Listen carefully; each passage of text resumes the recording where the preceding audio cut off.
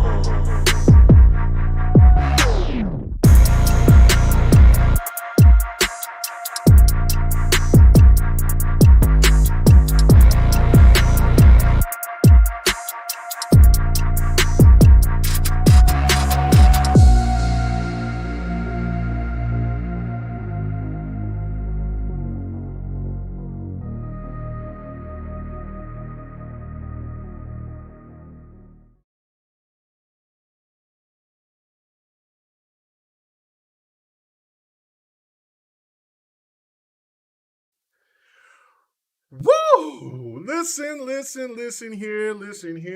here. Man. Oh my goodness. We're here. We're here. We are live. What's going on, everybody? The GRG podcast is alive. Let's see. Oh yeah, I got that. Everything is coming back into motion. It feels good. Feels good.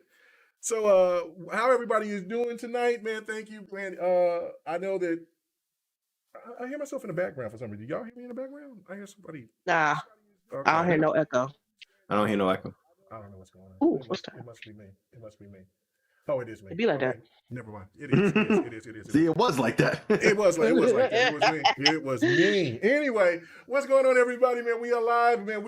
I ain't gonna be fat fingering nothing. We just gonna get to it. Yeah, go ahead and share this out. Let everybody know that we are live, man. Really would appreciate it.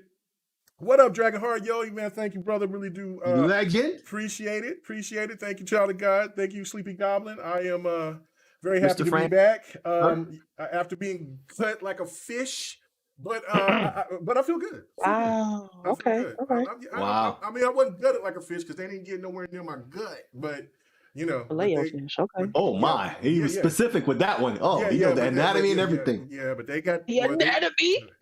But boy, they cut that thigh, boy. That boy, man. If I was a chicken, everybody have a chicken. I was just gonna say, you talking about chicken, bro? You talking about? I got cut like a chicken. How about I'm a little hungry. Dark meat in the dark meat, right in the dark meat. Succulent. Oh no!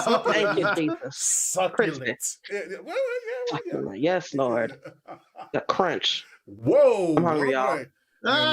Listen, now we know D is about that cannibalism. All right, it's all good. Whoa, shit! You know what I'm saying? So for all men out there, I haven't had Popeyes in so long. I haven't had Popeyes.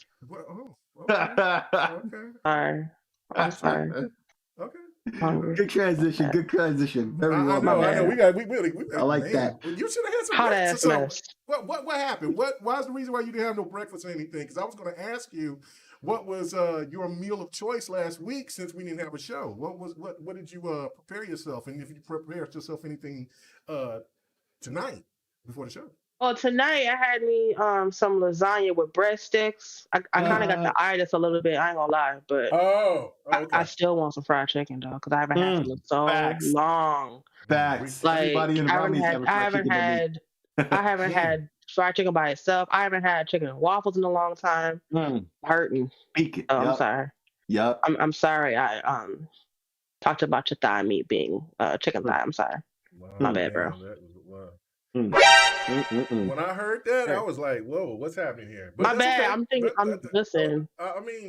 Listen. Okay, all right. And I'm in Georgia too. I mean, listen. What you doing down south? There's a great place out here in Oklahoma called Eichens.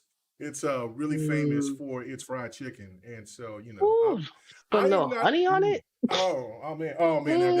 That would be Bobo's chicken. I got that would be Bobo's chicken. Now, Bobo's chicken is the late night after club spot. Facts. Where you go right. Don't something greasy. Greasy. No. Let me tell you, because these are family. This is family, right? This Bobo's chicken, they family, right? So. You know what I'm saying? So, like, family was telling me, oh, man, you need to go see your cousins and them, you know what I'm saying? They got a chicken's place. This was years ago. We're talking about, like, in the 90s. And I'm like, oh, okay, all right. And so I'm like, all right. So, I went to the club one night. And so I said, man, I'm in that area.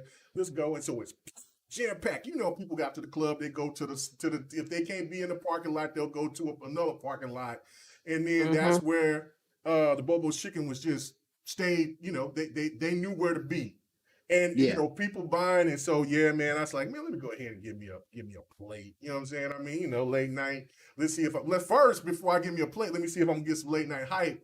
And then of course it was one of those unlucky nights. There was no late night hype. You know what I'm saying? Got a couple of numbers, there wasn't nothing popping off. So I was like, all right, let me go give me a plate. Womp womp. So I got me a plate, and so I opened it up, looked at it. While I was in the car, right? And so it was like about 7 wings, and it was 2 biscuits, and it was these fries, and they were like the cut fries, right? And they had this, and they had, and it was kind of dark in the car, so I'm like, what's this sticky stuff on it? But it was some kind of special honey that they put on. Oh, please. And they poured the honey all on the chicken and on the front, and man, I chewed on that. And then, of course, when you lit, man, everything tastes good, but boy, that shit was listen. Hold on. Before you move on, at that point right there, man, after a night of drinking and dancing at the club or whatever, man, you put it down on dance floor, you need something greasy, fried or something yes, to absorb that alcohol in your stomach. You feel good after that. That's one of the best meals you have in your life. But I missed that. But see, the thing of it was that this was you still could taste how good this was even through being lit. You know what I'm saying? Like this, like that spicy honey, whatever the hell it was, like. Man, I don't know what it was, man, but man, you do that Ric Flair so well.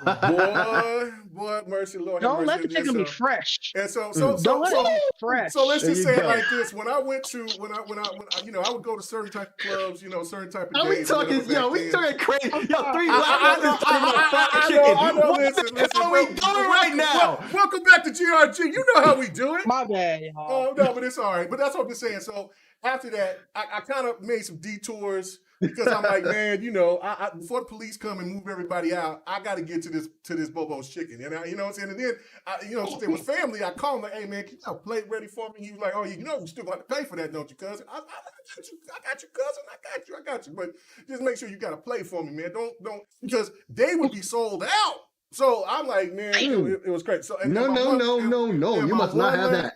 And my one last story about this whole situation, because I should have known this was going to happen tonight, but my bad. Yeah. Thank you, D. Okay, so guys, you want to ask the question? Don't take no blame for that. Remember what happened. Pay attention. The conversation. Okay, the guys at work. I've told a lot of people about the guys at work. You know, they country white dudes, stuff like that. You know, they don't be socializing with black folk like that, right? So, okay. Yeah. You know, I mean, you know, the professional construction and stuff. You know, it's a different breed of cat out. You know, you work with, right? So, and so, you know, I sit there and I was talking about it one day, and so I had some left over, and I had it for lunch. And so one of the dudes at work was like, "Hey, now that looks pretty good. Where'd you get that from?" I said, "Man, you don't want to know." I said, "You ain't gonna go out there." And so, long story short, I told him where it was, and he was like, "Oh no, I don't want to get in trouble or nothing." I said, "Man, ain't nobody gonna mess with you."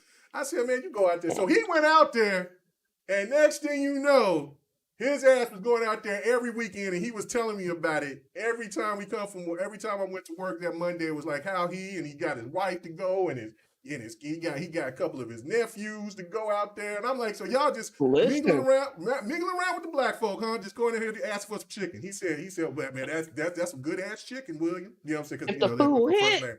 He said, but if it's hitting, boy, it's slapping. So bringing people together, right? Bringing people together. I like that black and white cookie episode of Seinfeld. I like that. I don't even.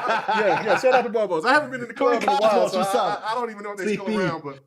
But I hope they made it. Shout out to them. Shout out to them. But I mean, you know, they've been going hard in the paint for the last 25 years. But since my old, you know, his dad passed away, then I haven't seen him as frequently. And then of course, I'm clubbing. You know, I'm married now, so I got to be decent. So.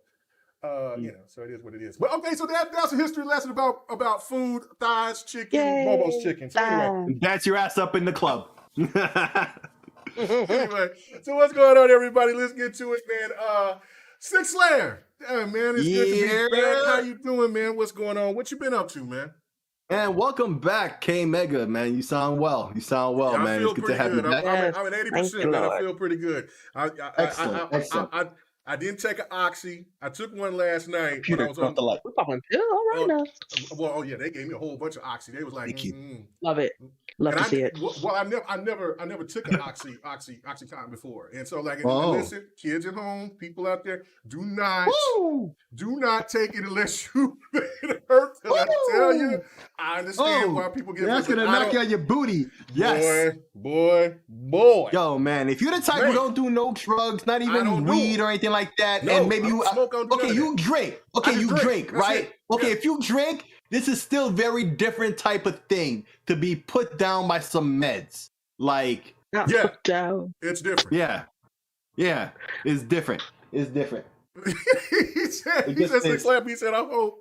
He said, Triple H ain't put on suicide watch, man. He's talking about, I don't know. Something's going on with WWE.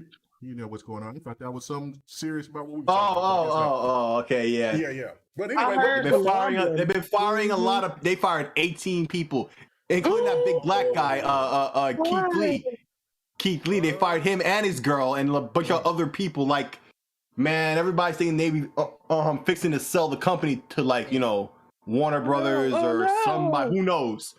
I don't know who. So I just put a name out there so, you know, people understand it could be anybody. And it could be for a sizable amount, so I think he's like prepping for that. That's a common thing. I'm talking about the WWE. Like, I know a lot of people care about pro wrestling or anything like that, but it's a big move and it's a big thing that could happen. It affects gaming and media and entertainment and stuff. So, you know, all right. Sure does. Okay, good deal. All right, so but what's been going on with you, man? You've been doing all right. How's life been for you? Life is good, man. Today I have a new roof, brand new and. Hey. After $10,000 spent, at least I have a roof. Work isn't done yet, but at least I have a new roof. So I'm real happy for that, man. Been playing some games. So Project Wingman, I talk about this game all the goddamn time. Now it's on Game Pass, I downloaded Xbox. It. Yeah. Oh my God, 5.5 gigs. If you like Ace Combat, here's another one for you. It also has a mode that's like a roguelike where there's like a map and you have to defeat the whole map. There's different areas you go to and different missions you fight until like 49 or 50 missions if you complete the whole thing. You know, one death and permanent, and you know, it's permanent death. So you have to, you know, you just got to get your game up, get good if you want to beat that mode. So, but you know, for $20, If you're Game Pass Ultimate, remember, I think it's just a $25 game right now. It's a game I've been talking about for a long time. If you have it on PC, fully supports VR. The Quest 2 is only $2.99, and it works fabulous with this game. So if you want to be able to play a flight sim game in full VR, it exists. It's called Project Wingman, and it's on PC. It's on Xbox now. It's on Game Pass. So yeah, go check that out. That's a game I've been capping for a long time, and it's a big deal to me to see it on Xbox. Nice. All right. Okay. Good stuff. D, what's happening with you? What's been going on? How's everything going with you? Everything's okay. This week flew by, to be honest. Oh yeah. Like ridiculously. No lie about that. Things are going well. I unfortunately have an ear infection, but besides that, no, I'm good. We better not be yelling or nothing in here. No, it's thankful. So it's one of those things where I was just like, yo, something's wrong with my ear. And my family was like, if you don't take your ass to the doctor real quick. And I was like, yeah, you're right. Mm-hmm. So I went, and by the time I got to go, because the American healthcare system, you can't go immediately. You gotta wait. You gotta have your doctor from y'all know the vibes. Oh yeah. By the time I finally went there, I didn't have pain anymore, and I'm glad I still went because I almost canceled. And she was like, "Yeah, there's something wrong. Here's your prescription." I was like, "Oh, okay, cool." Pay my little copay. Yeah, it kind of sucks. I got to put drops in my ear. And I'm the kind of person that hates getting water in their ear. Like I freak out. I don't like the sensation. So it's gonna be a rough week because it's like 4 drops 4 times a day. I am not gonna enjoy that. But on the other side, things are going well. Got that Forza 5. Playing it right now. K-Meg is whooping my ass. That's all right though. I'm awesome. No, don't get excited. I'm like 10 feet away from you. But yeah, playing Forza. Looking forward to beating the shit out of this. There's so much to do. I'm really excited to talk about it. But that's it. The air done crisped up. It's 45 degrees. I'm loving it because I don't like this Georgia heat. I'm not the southern. Dude, it was in the 20s this morning up here in Pennsylvania. Okay. Jeez. Ooh, gotta scale it back. I wish. Well, I wish I had what you guys had. Jeez. I'm just wearing like a heavy cardigan. People are like bundled up in boots and and shit. Yeah, I'm up to 4 layers already. Yep. I'm good, but today was like, I don't know if y'all saw me share, but today was the Braves parade. They literally like closed school because people were just like, screw it, I'm not going to work for this Braves parade. It's the weirdest thing I've ever seen in my life. I don't know. Well, it's a big thing, and the Braves used to be really dominant back in the Mannix. Mannix. That's how you say his last name. Era. Era. With the Braves in the '90s. So it's a big deal. It's a big deal for them. I kind of wanted Dusty Baker to win because I'm a fan of Dusty Baker when he was with San Francisco. He was the manager for Houston, but I mean, I didn't want Houston to win because of all the cheating stuff. So it's a catch-22 or whatever. But yeah, it wasn't the most exciting World Series. I only watched one game and then I kept it moving. But yeah, listen, excellent. All I know is I was like, stay out the damn city because they finna get turned. Oh yeah, and I did. I mean, I wasn't going to the city regardless. But this weekend, I'm definitely not going like in the city because y'all the vibes people be winning their sports teams. I'm going bananas. So, but that's it. I'm pretty chill actually. Nice. I think we just turned the heat on, so I'm a little sad, but that's all right. We had a good run. Okay, all right. Turning the heat on. Good deal. All right, so we need to get the heat off in 2 weeks. I'm so freaking jealous. We need to talk about some games. I did want to kind of cut into and talk about a little something, but what I'm going to do is we're going to talk about Forza because I got the gameplay going, so I need to talk about it, and I need to let people be paying attention to the people that I was just dusting. I mean, there was Randar Thor, there was Lemon, there was a couple of other people. And oh my God, the slander is real. Holy crap. I mean, this is when I first booted it up. And as you see, there is no lines. You know what I'm saying? I'm already playing on expert. You know what I'm saying? I don't play no games, man. I don't play no games when it comes to the Forza season. When I say it's Forza season, it's Forza season. He got the receipts. I got the receipts right here, right? I mean, I'm Dustin. Right, when you see the names, you'll see. Why you do me like that? That I did it. But hold on. This is one thing that I'm going to say to you is that D, I got a special gameplay that's going to be the end of the gameplay, which is about maybe an hour and a half away. So, maybe people forget. Mm-hmm. Oh, no. It might be later on where I had you beat me. I let you get first place. What you mean? Look at his stats. Look at his stats. Lemon, Rand. Look at him. K-Mega's here. I'm here. Y'all see my drive avatar? Y'all just pull over and let me pass because I'm going to catch you anyway. Yo, that's like Skynet right now. He lost. Real talk. Wow. He lost. I'm confident like I'm confident in my Tekken game, son. I'm confident, son. You know what I'm saying? Like Don. Xbox halfway. I'm coming. Dealer. I'm coming. Delirium. Plates. I'm coming. Multiple nukes incoming.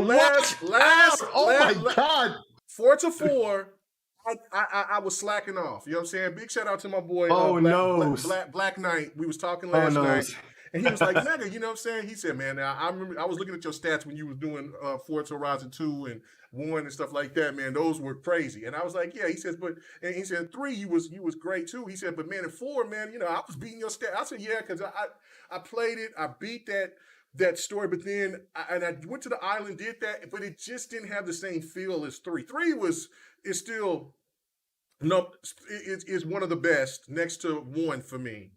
2 is just so gigantic and crazy, but I took it as a personal challenge to do everything in 2 to beat that story. So I mean to beat that, it wasn't even story mode. It was just doing all those races. But I'm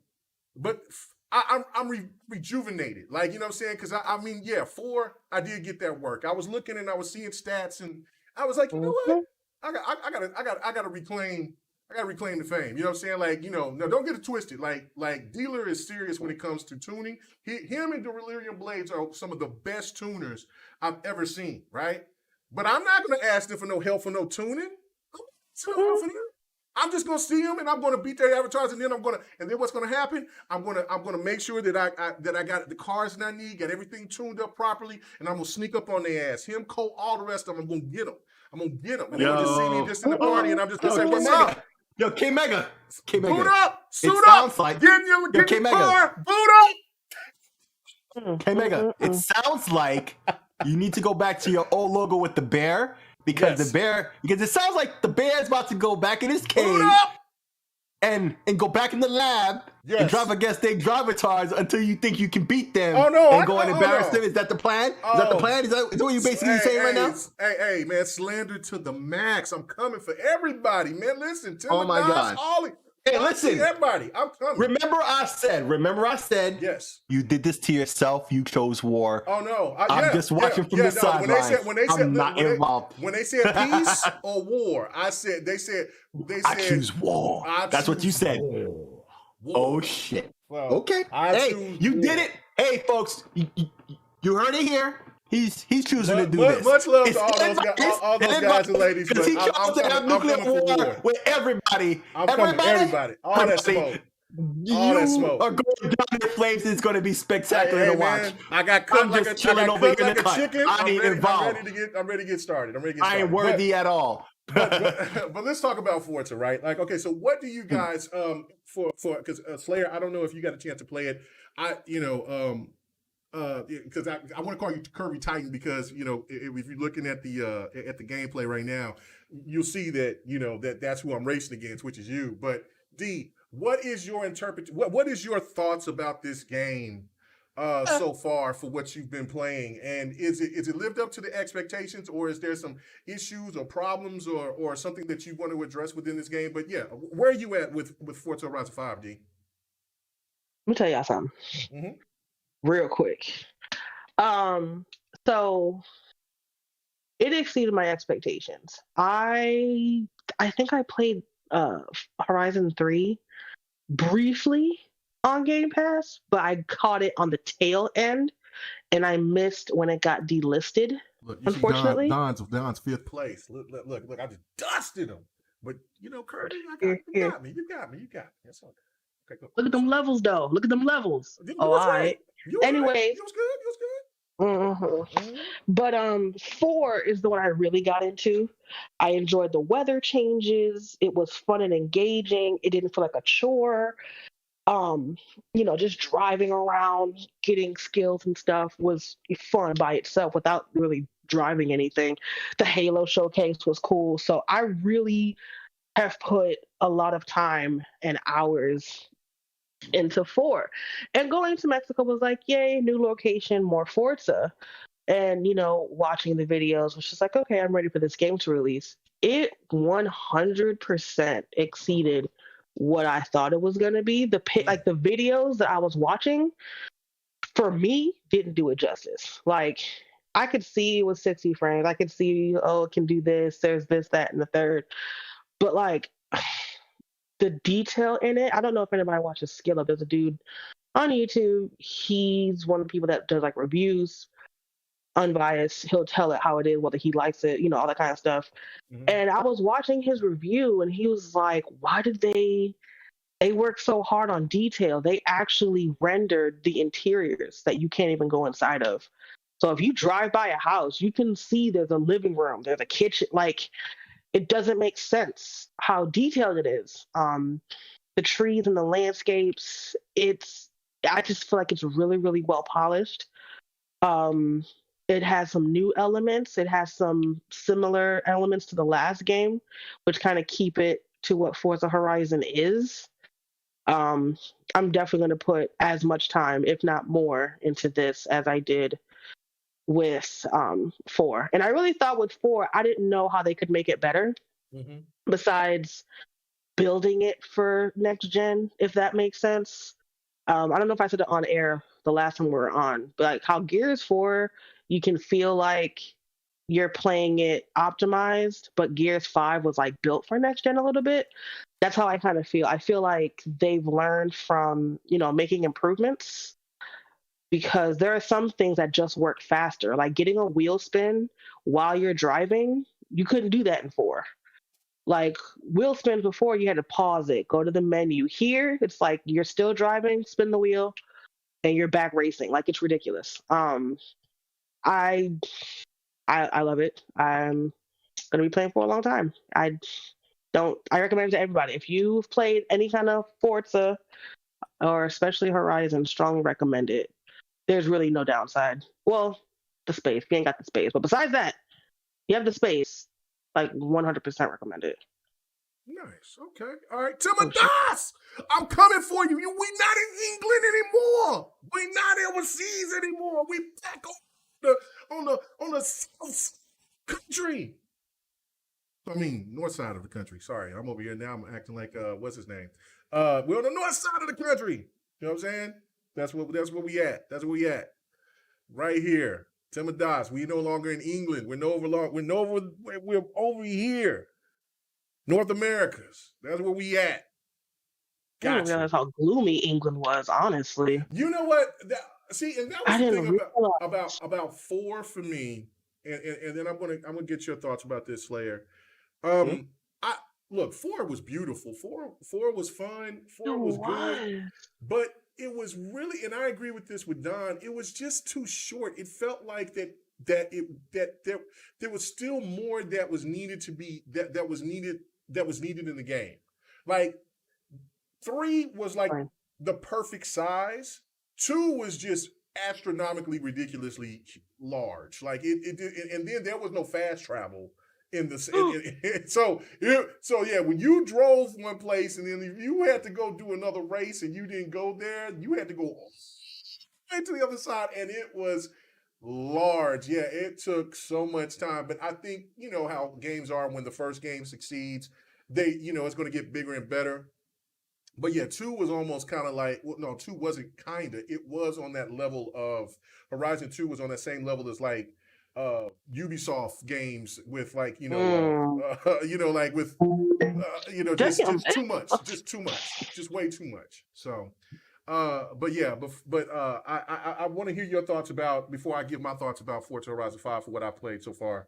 But Slayer, what is your thoughts? If you got a chance to play it, are you waiting? Where you at? Are you even interested?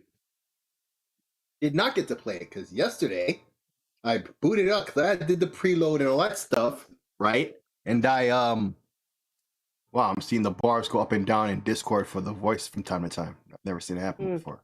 Do I sound any different or anything? No, you sound okay. No. All right. That's just odd. Never noticed that. But sorry. Like I said, I preloaded everything and then I went to play it yesterday when I came home from work and when I, got a chance to sit back and chill. And they had to update another 20 gigs. I said, oh, god damn it. I futzed around a little on YouTube and other stuff and I just turned the Xbox off and I only just got back home from work. Like I said, it's overtime season, folks. Get your money up. And I, practice what I preach. So after the show, that's the first thing I'm doing. I'm booting up the game. So K-Mega, if you down, yo, I need somebody, partner, the Wingman. You down? Oh wow, that's how you feel? Oh, okay. I'm down to play. You talking about after the show tonight? Yeah, yes. And indeed, one person, I can only talk to one person at a time. You know what I'm saying? I'm going to ask you next. But you know what? My father would be very upset with me because ladies first. So ladies first. D, hey, 3 is better than 2? You down? Yeah. All right, cool. Yeah. I've not played this one at all. I was, like I said, tried it yesterday. Apparently I had another update. Like, I wish it had did it in the background like it's supposed to. I don't know why that wasn't ready for me. Lately. Yeah, I've been having that issue. Actually, excuse me. I've been having that issue always. I've never spoken on that, but on both the Xbox and PlayStation, they're equally shitty on that. It doesn't work the way the sleep mode is supposed to. Yeah, you could do something from your phone or your PC on the web to tell it to go download some new game or something, right? That'll happen. But if your system has a whole backlog of updates for games and stuff that hasn't been doing, and maybe you didn't play Xbox for 2 days because you have to deal with real life, all that stuff never gets downloaded. I've always had that problem, both the Xbox and the PlayStation. Am I the only one who's had this issue? Like, nope, I've had that issue. That sleep mode shit is not the way they've advertised. It wasn't like that, and it was like that last gen. It never really did what it's supposed to. Sometimes it does, but it's inconsistent. I don't rely on it. Put it that way. Right. So basically, because of that, I've yet to play it. So I'm going in fresh. So I'm excited. But I guess, do we want to talk about the review scores and stuff now, or no. Yeah, we'll save that for later because that's all right. But yeah, I'm real hyped. I'm real hyped. I've seen everybody's reaction. I've seen lots of video. Bro, my reaction is like, I think people didn't realize that they showed us like this reaction we're having, like we didn't expect this, but they were telling us all along with all the video and content that they showed us, and we're still shocked. That just goes to show. And I've yet to see it myself, so I'm saying this from an outside perspective. Like, as an outsider, the world is going nuts over this game. I'm so freaking excited to play it after the show. Nice.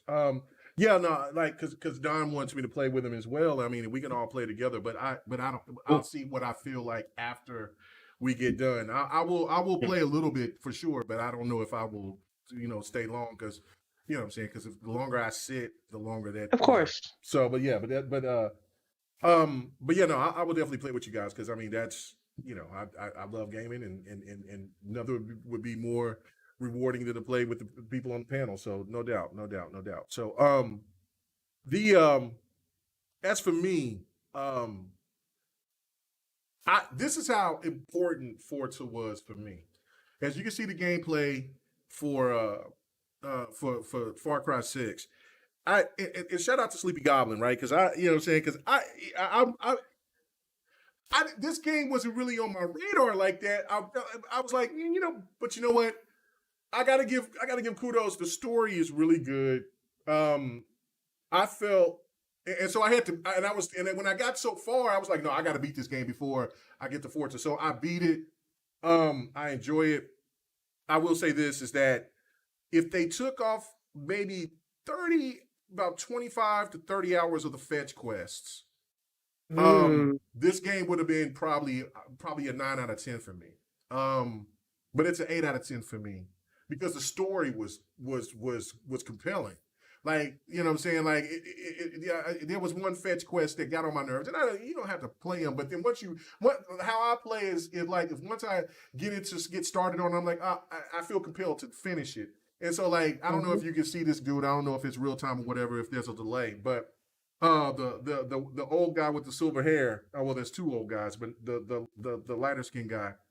He has like in the story, he has like over 200 and he said he got over 200 and some kids, right? So like he's like, man, can you pass these letters on to some of my kids?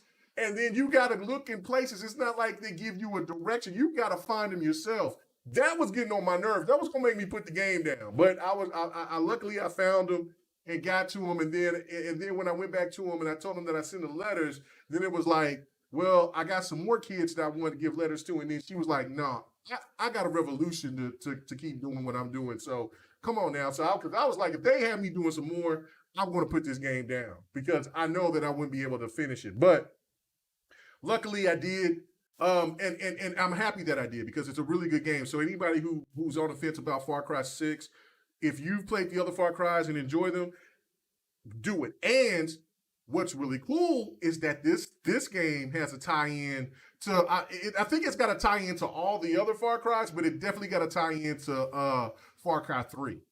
So yes. And Costello, the main dude, and his son, though that dude's a motherfucker, man. He's a beast. He is the real deal. You know what I'm saying? So I really enjoyed the game. So, you know, like I said, big shout out to Sleepy Goblin for hooking me up with it. But as for Forza, once you play it, once you start it, right? Like right off the beginning credits, right? Like, or not credits, but just the scene when you see the palm trees, right at the palm. I thought that was like film. I didn't. Then when you look at the other scenes within the game, like I'm thinking this is all film, you know, kind of like how Forza Horizon 2 was, you know, they showed real people. It was all film. It was all cinematic because it was all films, real people, real scenery, things like that. I thought it was going to have the same type of intro. And then all of a sudden I see that plane and I'm like, whoa, wait a minute. That's in game. What are we doing here? What's happening? This game looks so damn spectacular. For a game not to have ray tracing is a testament to the fantastic work that Playground Games is doing. Like it makes me more excited about what they're going to be doing with Fable. Because like they're going all in, like you said, with, you know, I didn't see the video with a YouTuber that you was talking about, what the in-depth with the living rooms and things like that. But it is very in-depth. Like I went into one level where I went into a storm, just a rainstorm. And in one game like Dirt 5, I was like, man, I don't know if Forza can touch these mud physics and the mud graphically, because it looks so good. It's so realistic looking, and the way that the game just, like Dirt 5 was just kind of like setting the standard graphically of how rally races is supposed to be, because that game looks amazing. Lo and behold, Playground Games just go ahead and say, look, man, we know that's not really in our wheelhouse, but we're going to go ahead and let you know, show you what we can do.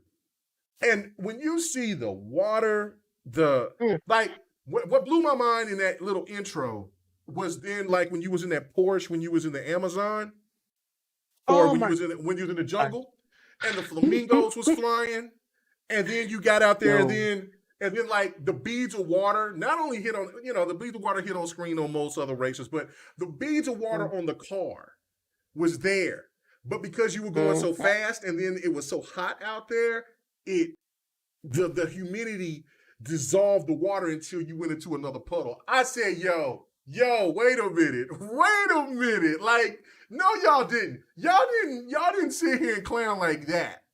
And not to have the gleams, the reflections, the just like, and at night when you looking at the tail lights of your car or inside of your car, when you go, because I've checked every angle possible to look inside the car, and the stitching, all of that, like, damn, like it just, I said, man, this is not fair. Because what this does is put notice on every racer out there. EA just got Codemasters. Codemasters did a fantastic job with Dirt 5.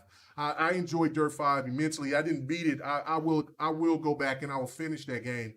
But I was looking at like Dirt 5 is the standard graphically because that just looked, it's just beautiful. The ice stage, all of that. Like, you know what I'm saying? When you got into, like, I know there's a lot of repetitiveness in Dirt 5, but there was just certain levels that, certain maps or race tracks that just look so good.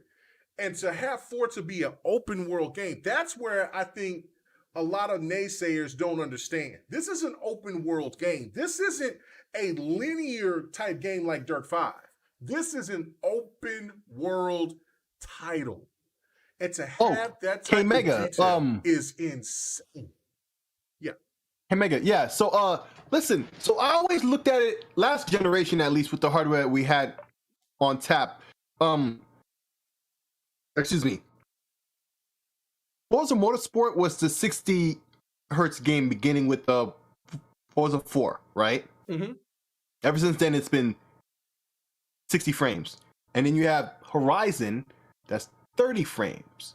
You know, this is what that same old example I always give, right? Yeah. Where no matter how powerful your hardware and you run a game beautifully at 60 frames, if you cut it down to 30, you have a lot more horsepower to do other things. Like in Horizon's example, an open world, right? Mm-hmm. But then tradition flipped its head and we got mid-gen upgrades, you know, with the PS4 Pro and the One X, and now we're playing Horizon's normal 30 frames at 60, you know, but the best of both worlds. But it seems to me that things are flipping back. So we have 60 hertz here, right? Mm-hmm. Or you can drop down to 30 and look more beautiful, but it doesn't, you know, expand the already crazy expanded world of Mexico, right?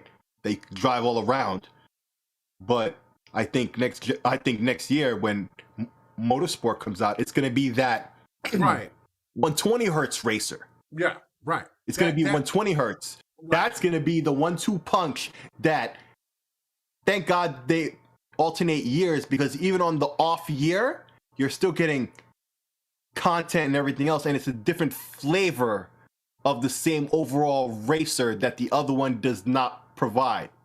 You know, so it's that 1-2 punch. So we're getting that first punch, and I just keep seeing everybody's react. I keep having to mention that as an else. I haven't touched it myself, so I'm watching everybody else's reaction. Well, you're gonna have to start the game first because you got to go through that sequence. Mm. And you got to do that first, and that's about maybe a 30 minute sequence. Whoa, okay. And I didn't know it had something like that. Yeah, and so like, but it drops your jaw. Like, I mean, and for me, I don't care about 30, 60. I do with racers. I've said this before. I said racers, fighters. People say racers, fighters, like and stuff. So yeah. So I'm just saying, 60, you know. But I prefer the 30 because a game like that looks so good. I want to see it for everything because when I tune up my cars, when I customize my cars, I want to keep seeing it the way it is. Now the game is not perfect. You know what I'm saying? I've already put in maybe close to 20 hours into it already. Wow. Well, I would say 15 for sure. 15 for sure. Okay. But still, that's a lot. That's wow. I might have been stretching might have been stretching 20, but all right, 15 still wow. 15 certainly, but I I will say this, like the 60 frames mode, because I see a lot of people, you know, and look, you're fine. Debating like, about it. Yeah. Like, well, yeah, like they're trying to debate. I'm gonna rock it at 60. Yeah, I'll rock it 60. I'll say, yeah, rock it 60. It's fine, but there is popping, and that, and it's happening so quick. I don't care. I don't. You know what I'm saying? If you don't care about the pop in, then that's fine. I care about the pop in. Like, I want to see the game at its best. And I'm the type. I would pay for. I got a gaming PC that I know I could do 60. You know what I'm saying? You know what I'm saying? That could do 60. I'm willing to pay to get everything maxed out at 120 one day. 4K. I'll pay the cost to be that boss if it's available. One day. Our boy Predator. But for now, he's playing it at 120 on PC, and so I can understand. I totally get. But for now, you get it where you fit in. And the Series X and the Series S is giving us real nice. I don't have 120 hertz television yet. I will eventually. I only got a 60 hertz, and so like if I seem to pop in and I'm like, you know what? No, this game is just too beautiful for me to want to see any pop in. I don't want to see any of it, and like and that's for me, like, and that's the reason why it's not a perfect game. And then another factor, which I found a resolution, which I was kind of getting frustrated with, is the customization of the character, right? And the one thing that I noticed, though, it is for any female, the customizations for that there should be really no female to complain except unless you want to be thick, because they're like, no, you know what I'm saying? Listen, you know what I'm saying? You're a thick brother, you're a thick sister, you know what I'm saying? Listen, you ain't gonna be fitting in no Maserati, so let's not front, you know what I'm saying? You're gonna have to be thin, right? I got that. Okay, cool. But they need to get some light-skinned brothers out there at Playground, because they don't represent the light-skinned brother with no love. So I'm like, really? That's a glaring flaw in your eye. Yeah, that's a glaring flaw in my eye, because I'm like, listen, Lord have mercy. Come on, man. You got to give me a light-skinned brother. You know what I'm saying? Listen, Jordan retired a long time ago. We can't just have just dark-skinned black guys, and then if the next light-skinned guy is Latino or Asian. We got to give them something. And then and then there's only two the way left. We crashed into the wall left. There's only two. Listen, I'm going to be real. I'm not going to sit here and tell the listeners bullshit. I'm not going to do that. I'm going to be real about everything that I say.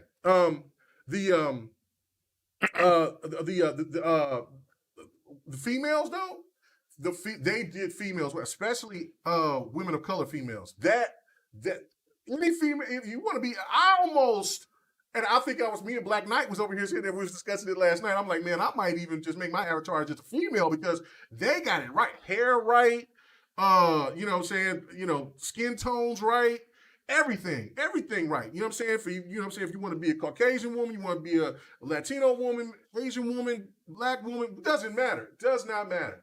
And they got looking like a true connoisseur. Yeah. So I'm like, damn, but I'm like, come on, man. And they only got two voices. They got a female voice and they got a male voice. But the male voice is Australian. Listen, come on. Hey, Playground. Yeah, all I'm asking is, like, let me get a little access with a couple of games. You ain't got to pay me. You ain't got to pay me nothing. You know what I'm saying? You can get my voice. I can sit here and I can say some of those lines. You know what I'm saying? So we can tell here we can have, you know what I'm saying, some more Western, you know what I'm saying? Listen, I ain't got no problem with sounding like an Aussie, but I'm not an Aussie. You know what I'm saying? So that's got to be knocked a couple of points, because, listen, customization is important, especially, it's important, even though you're in a car, right? Some people might say, Omega, you're nitpicking, but listen, this is the reason why I don't give games. I was just about to break in with that. Right. I don't give games 10s because there's, you got to call it. You know what I'm saying? So, and I'm not, and as fabulous as this game is, it is one of the best races I've ever played in my life. But there is flaws, and that is fine, because there is really no other racer that's touching this, except if you go back and think about the nostalgia of how much fun you had with, like, Split Second or Need for Speed, Hot Pursuit, like back on the PlayStation 1, stuff like that, right? Like, Pro-Am, stuff like that, just for nostalgia reasons. But when it comes to quality, there is not a racer out there that has what Forza Horizon 5 is giving. That is the honest truth. There is no racer out there that is giving, that has that there's just no racer out there. I mean, I got GT Sport. I played every GT Gran Turismo game. I played every Forza game except for Forza 3 and 2. I never played what's the other racer that everybody talks about on the Xbox? I never played that racer. It wasn't even on my radar. What? But a lot Project Cars. Oh. No. No, it's not Project Gotham Racing. Project Gotham Racing. I never played it. And I wish, and I hate that because my OG Xbox that I have, I gave it to my son, and it was the Halo edition, and it's with him. And so I'm not going to ask him, hey, man, let me get that so I can play Project Gotham Racing, even though everybody talks about how great that game is. But I've played all the Test Drive, Need for Speeds, Blur, all of that. I played all different types of racers. I love racers, right? So it's for me, it's like looking at how this game started and me playing 4 and enjoying it, loving it, right? But then playing 5 and having a constant smile on my face. And then I'm like, I'm saying I hate doing that to the people on social media, because like I don't want to oversaturate them with just videos after videos after videos after videos. But then I know I did it today. Like I was just look at this, Black Lightning, look at this, look at that. You know what I'm saying? But it is so good that there is no way that this game should be passed on as just a racer, because I feel that it sets a tone beyond that. Now, that gets to my second topic, which, what I talked to you earlier, Slayer, before we start the show, what I was going to get into. I'll just get into that later. Let's get into the second topic, which is, should Forza Horizon 5 be nominated? I did a video talking about this. Should be nominated for Game of the Year in 2021 at the VGAs. And I'm going to go to you straight, D, on this one first. What do you think? Would it be a crime if this game is only put into one category as for best racer sports game like they normally do? Or do you feel that this game should be put in a position to where it has a chance to be to win Game of the Year? I do. And personally for me, it's a Game of the Year because I love it. But I think it should be, if only to set a precedent, because when action adventure games are nominated for Game of the Year, no one questions it. No one's like, that's the best action adventure game. It's not Game of the Year. You know what I'm saying? But as soon as there is a genre of a game that is thought of or put forward as a potential contender, it's always downplayed. Like, oh, that's a platformer. It's not Game of the Year. Like, Game of the Year is the game of the year. It doesn't have to be AAA, gritty story, rated M for mature. Like, it can be anything that is a game. It's all about the quality of the game, the fun factor of the game, all that stuff. And I feel like everything outside of a AAA action adventure third-person game doesn't get seriously considered for whatever reason. And I was seeing that a lot this week. We were just like, it's a racer. A racer can't be Game of the Year. And I'm like, but it's a game though. And, games are games. Like, nobody's putting a category on it. So I think it should be considered, because I think it has the quality and the makings of a game that could be Game of the Year. It just happens to be a racer. So yeah, I think it should be. Okay, all right. What about you, Slayer? I know that you haven't played the game yet, but for just all the acclaim that you've been seeing and hearing, the game is trending on Twitter. It's trending everywhere right now. So for you seeing that, should this game, a racer, be put in as a nomination for Game of the Year? Yes. Duh. Let me tell you something. Like, once again, from the outsider perspective, I'm going to sum it up in this one phrase. Forza Horizon 5 has the world shook. No cap. That's real. I don't know nothing about how the game looks or plays other than what I've seen on the internet. I haven't hands-on touched it myself. I have no opinion. Okay? I don't play the Horizon series like that. Okay? And I'm willing to start anew on this one. So, no skin in the game. Everybody is shook. There is no debate over it. People nitpick the most infantile things because, you know, it's still, what do you call that? The uncanny valley, I guess, now. You know? Still gotta inch towards ultimate perfection that you'll never actually get to. There's always room for improvement. You know? But for now, it's a masterpiece. I gotta quote IGN. Listen, there's a lot of debate about politics and all that other stuff, especially with IGN, but yo, more with in big, bold, red and white, I think it was, or something like that. 10, masterpiece, no question out of them.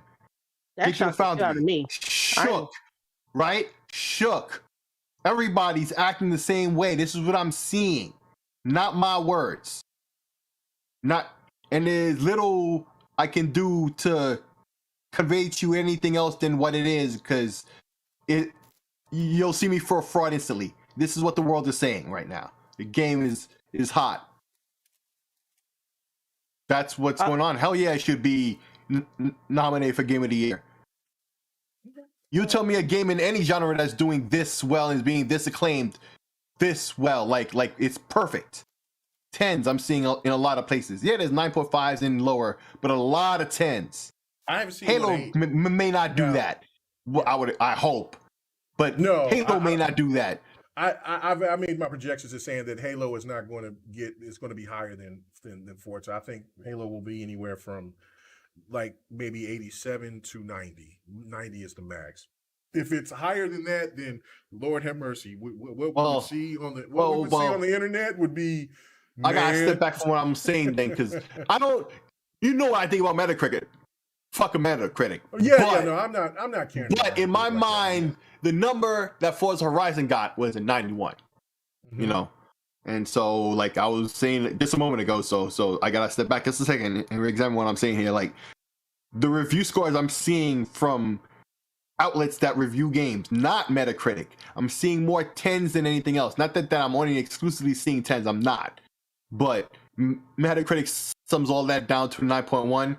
That's not what I'm seeing in the quote unquote real world of the internet. You know, I feel it's greater than 9.1. So if I don't know if Halo Infinite is gonna have an equal or greater vibe than I'm seeing right now. So yeah, of any genre thus far, Halo Infinite and this game sight unseen, yet in my own eyes, I feel Forza Horizon should be nominated for Game of the Year, flat out, not just as genre, just flat out, right? And that Game of the Year. That to me is where I agree with you guys 100%. Is why is it that games have to be categorized in a box? Like at last gen, I got the reason why they did it. They got into this, the gaming media got into this mode where they heard from Phil Spencer, they heard from EA and from other people out there, even from Amy Hennig and from Mark Cerny, even talking about how single player games, a lot of people aren't beating these single player games. There has to be something more to go on with single player games, because if not, they're going to be in serious trouble, because people want these big elaborate games that cost a lot of money, but a lot of people aren't supporting them and a lot of people aren't completing them. So it almost seems like it's it's half-assed. So that made this narrative, and of course, you know how like social media goes.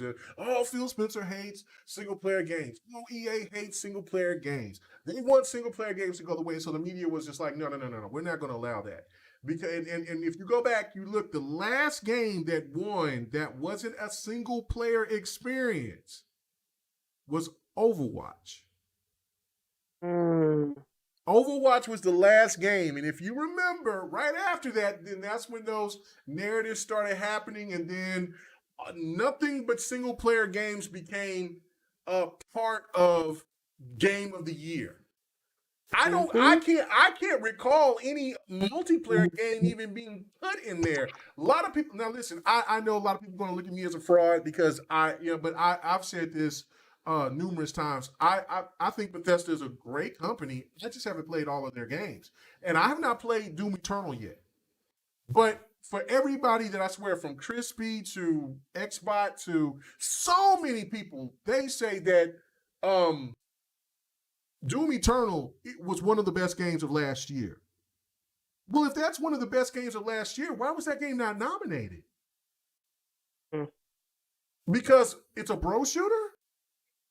Like, this is, to me, is where I look at it from, like, the VGAs is in a precarious situation. And if people in the chat, please let me know if you think that I'm wrong or whatever. Let me know. But this year, there are so many openings for so many different types of genres of games to be in Game of the Year in 2021. Why not Forza, which is, because the last time I checked, it was a 92. I don't know if it's dropped to 91. Like I said, I don't keep up with it like that. But it's still one of the highest rated games of 2021. And if it's still a 92, then that is the highest rated game of 2021.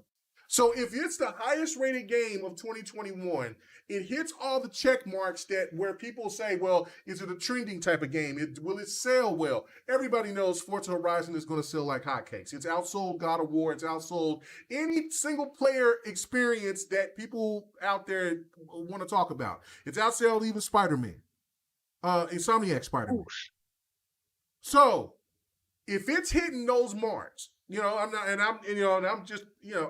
the game is going to sell very well, right? Will it hit the same marks if what Forza Horizon 3 and 4 did? That's yet to be determined, but it's still going to sell very well. So that's a check mark. It's also going to be it's highly rated. That's another check mark. So what's the problem for this game not being nominated? Because it's a racer? And so if you put it in that type of category, well, it's just a racer. Then, as I'm looking at what Paulie is saying, there's got to be some kind of bias, because if you sit here and put racers and sports games like they put in that category, and just kind of throw them both out there, like, and a big shout out to Don, because I seen Don talk listening. Don's like, these people work really hard. They make a game every year. People who make sports games make games every year. A lot of people just come out and they come with this insinuation. Oh, they just roster filled. There's a lot of updates. There's a lot of things. As a person who's been playing sports games all of my life, even when there was just football on Atari, I've been playing sports games forever. Cyber, what was that? I forget the name of the arcade. It was a cyber football game. It was a cyber football, like 1999 or some crazy shit. I forget what the name of that football game, because it was mixed up with Smash TV at the arcades. I've been playing football games forever. 10-yard fight, all of that, right? So if you went back to the 10-yard fight from Iran. Wow. John Walsh, football, Joe Montana football, bro. I've been playing football, sports games forever, FIFA, all of that. Like, I've been playing these sports games, and and to me, when you look at that and think about that, like, look, you got to bring a game every year. You know what I'm saying?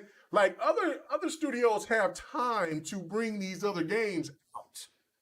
And I get that Madden is not to the standard of what it was back in 2007. I get that. You know what I'm saying? To some people, graphically it looks better. There's other things, and of course you look at NBA. 2K football, things like that. I get all that, right? Like, but the point of the matter is that these developers are still working on these games, and you just kind of throw those games out there, just kind of like you do with fighters. And you guys know how much I love fighters. Y'all just throw them out there like, but there's the same level as single player experiences. That's bullshit. That's garbage. There are a lot of fighter fans out there. Yeah, no, is it? I mean, look. I mean, if PK was here, PK would definitely tell you, let everybody know in here, put everybody on notice and tell you the Smash Brothers has sold more than any PlayStation single player experience game. Period. I believe it. You know what I'm saying? So again, it's like, why would you categorize one genre of game to only fit into Game of the Year but not include Forza? You know why? Well, I know why, but I'm just saying. I know why. Yeah, I know. I get it. You know what I'm saying? And I know it's only 3 of us, so you know what I'm saying. Oh no, look at it. Oh, look what's popping here. Into every. Oh yeah. Hey, what's up? Look just popping here. Look at that. Look, it's the pimple in my hip. What's going on? What's happening? 108. Wow. Hey! Did you see you getting that work? Did you see you getting that work on that gameplay? Sucker, I'm here. Forza time. It's Forza season. I'm gonna dust you. What's up? Oh my god. Oh wow. He said it breezy. He talking spicy. Talking real spicy. Hey, I gotta give a big shout out to my boy Def Bam Jam, right? Oh my god. Def Bam, right? He showed a clip of a movie or a show. I don't know. It was really crazy, but I never seen it or knew anything about it. But this dude was singing a song. And I guess the dude was supposed to be his homeboy. And then the dude was singing the song, and then the dude stabbed him in the gut. And I was like, oh, this is crazy. Why? You know what I'm saying? Like, I would already know something was wrong, right? Like, why is my homeboy singing this song? Like, something ain't right here. Like, you know what I'm saying? Dude put the Glock in and stuff. Like, man, this dude is tripping, whatever. I'm gonna go. But then the homeboy stabbed him in the gut. And then he left, and then he stabbed him again, and then he let him just curl up. So I need to find out what that show is. So, but Lord, but wow. But 108. That's how I feel about this Forza thing, man. Like, I'm singing this song, man. I'm like, it's gonna rain. And then I'm gonna put that knife in your gut, man. Just let you know that, you know what I'm saying. I seen the steering wheel. Wow. I ain't got no Don't do that. Take the pills away from him, yo. Hey, I'm ready for it's Forza season. I'm ready for competition. What's up with you? Hold on. Let me step back a couple steps before the blood comes splattering on me. I'm backing up. We ain't had it in a long time, so I might as well. Come on, what's up with you, brother? What's happening with you, brother? Chilling. It's a good week. It's a great 2 weeks of gaming we got coming. Okay. Let me say something about. I've been watching everybody's comments from Xbox people to PlayStation people. Let me tell y'all something, man. Yes, sir. This award shows, these nominees, they can kiss my ass because this bias is definitely lopsided. Look at last year, right? Mm-hmm. People said Ghost of Tsushima should have won. Right? Yeah, really shouldn't. Definitely. They both was great. You can't go wrong. So why? No, you couldn't. But I felt Ghost of Tsushima was a better game. I mean, they did it for politics. I felt. Listen, that was my opinion. It's not politics. They 2 Sony games. No. There is politics on this. Hold on. Let me make this point. Let me make this point, and then I'll let you finish. Okay, this is why I feel that it was politics, because once those leaks came out, then the media immediately jumped into the defense of The Last of Us 2. Now, my feelings behind it is that if the game didn't have the leaks and gamers got a chance to play that game, I feel that there would have been a lot of people that would have been disappointed with the game. Matter of fact, this is how I feel about it. You know how much I love Halo 5, but I feel that they would have put The Last of Us 2 in a Halo 5 category. of disappointment because of what the direction that they went. Now, I'm not talking about the transgender stuff like that. I'm talking about with the characters that were beloved, like Joe. You know what I'm saying? So I think, and then the ending of The Last of Us 2 really had a lot of people feeling a certain type of way. So I feel if the leaks didn't happen, I feel that this would have been just an automatic gateway for Ghost of Tsushima. Now, if you think that I'm wrong, please let me know. But I don't know. It's not really my opinion. My whole thing is there's really no goddamn wrong and right. Okay. Everybody has a feeling, right? Yes, sir. We know Halo multiplayer last gen was the best multiplayer out. Mm-hmm. That's not an opinion. That's just what it is. But they don't talk about that. Then we're putting too much stake into these shows. One time they had Gears of War in the sports section. You remember that? The best sounding sports game? And Gears was in there. Gears ain't no goddamn sport. Listen. And look, I'm going to say something for the record. Shout out to my people that reviewed Forza and people that had it 4 days in advance. You can't review this game in 4 days. No. Let's just be realistic. No. Right. I love everybody who did it. I see all the great praise. I got it. Yeah. You see, when I did Guardians of the Galaxy review, I didn't do a review. I did an overview of what the game entails. I just finished playing it. I'm about 10 hours in. K-Mega, do I play single player? Not necessarily. I don't play like I used to. Not single player. I'm always online playing multiplayer. Listen, this game got me hooked. Why this game can't be nominated? So is that game good? That game is awesome. Is that game good? The story is crazy. It's going somewhere else. But what I'm saying is, everybody got a goddamn opinion. You think I was mad because Last of Us won? I think I like Ghost of Tsushima better than Last of Us, right? I was a Last of Us fan first, but people was up and raw. This is BS. Oh my God. You know why? Because we putting too much stake in somebody else's opinion. Just like a review and everything else. And I don't like that side of it. It's like not only are people taking these people opinions like it's the Bible, right? It's swaying people to go a different way. It's changing people's opinions. It's like when you see somebody say, yo, just like I keep harping, where are these dudes that said this game was downgraded? Where y'all at? Yeah, man.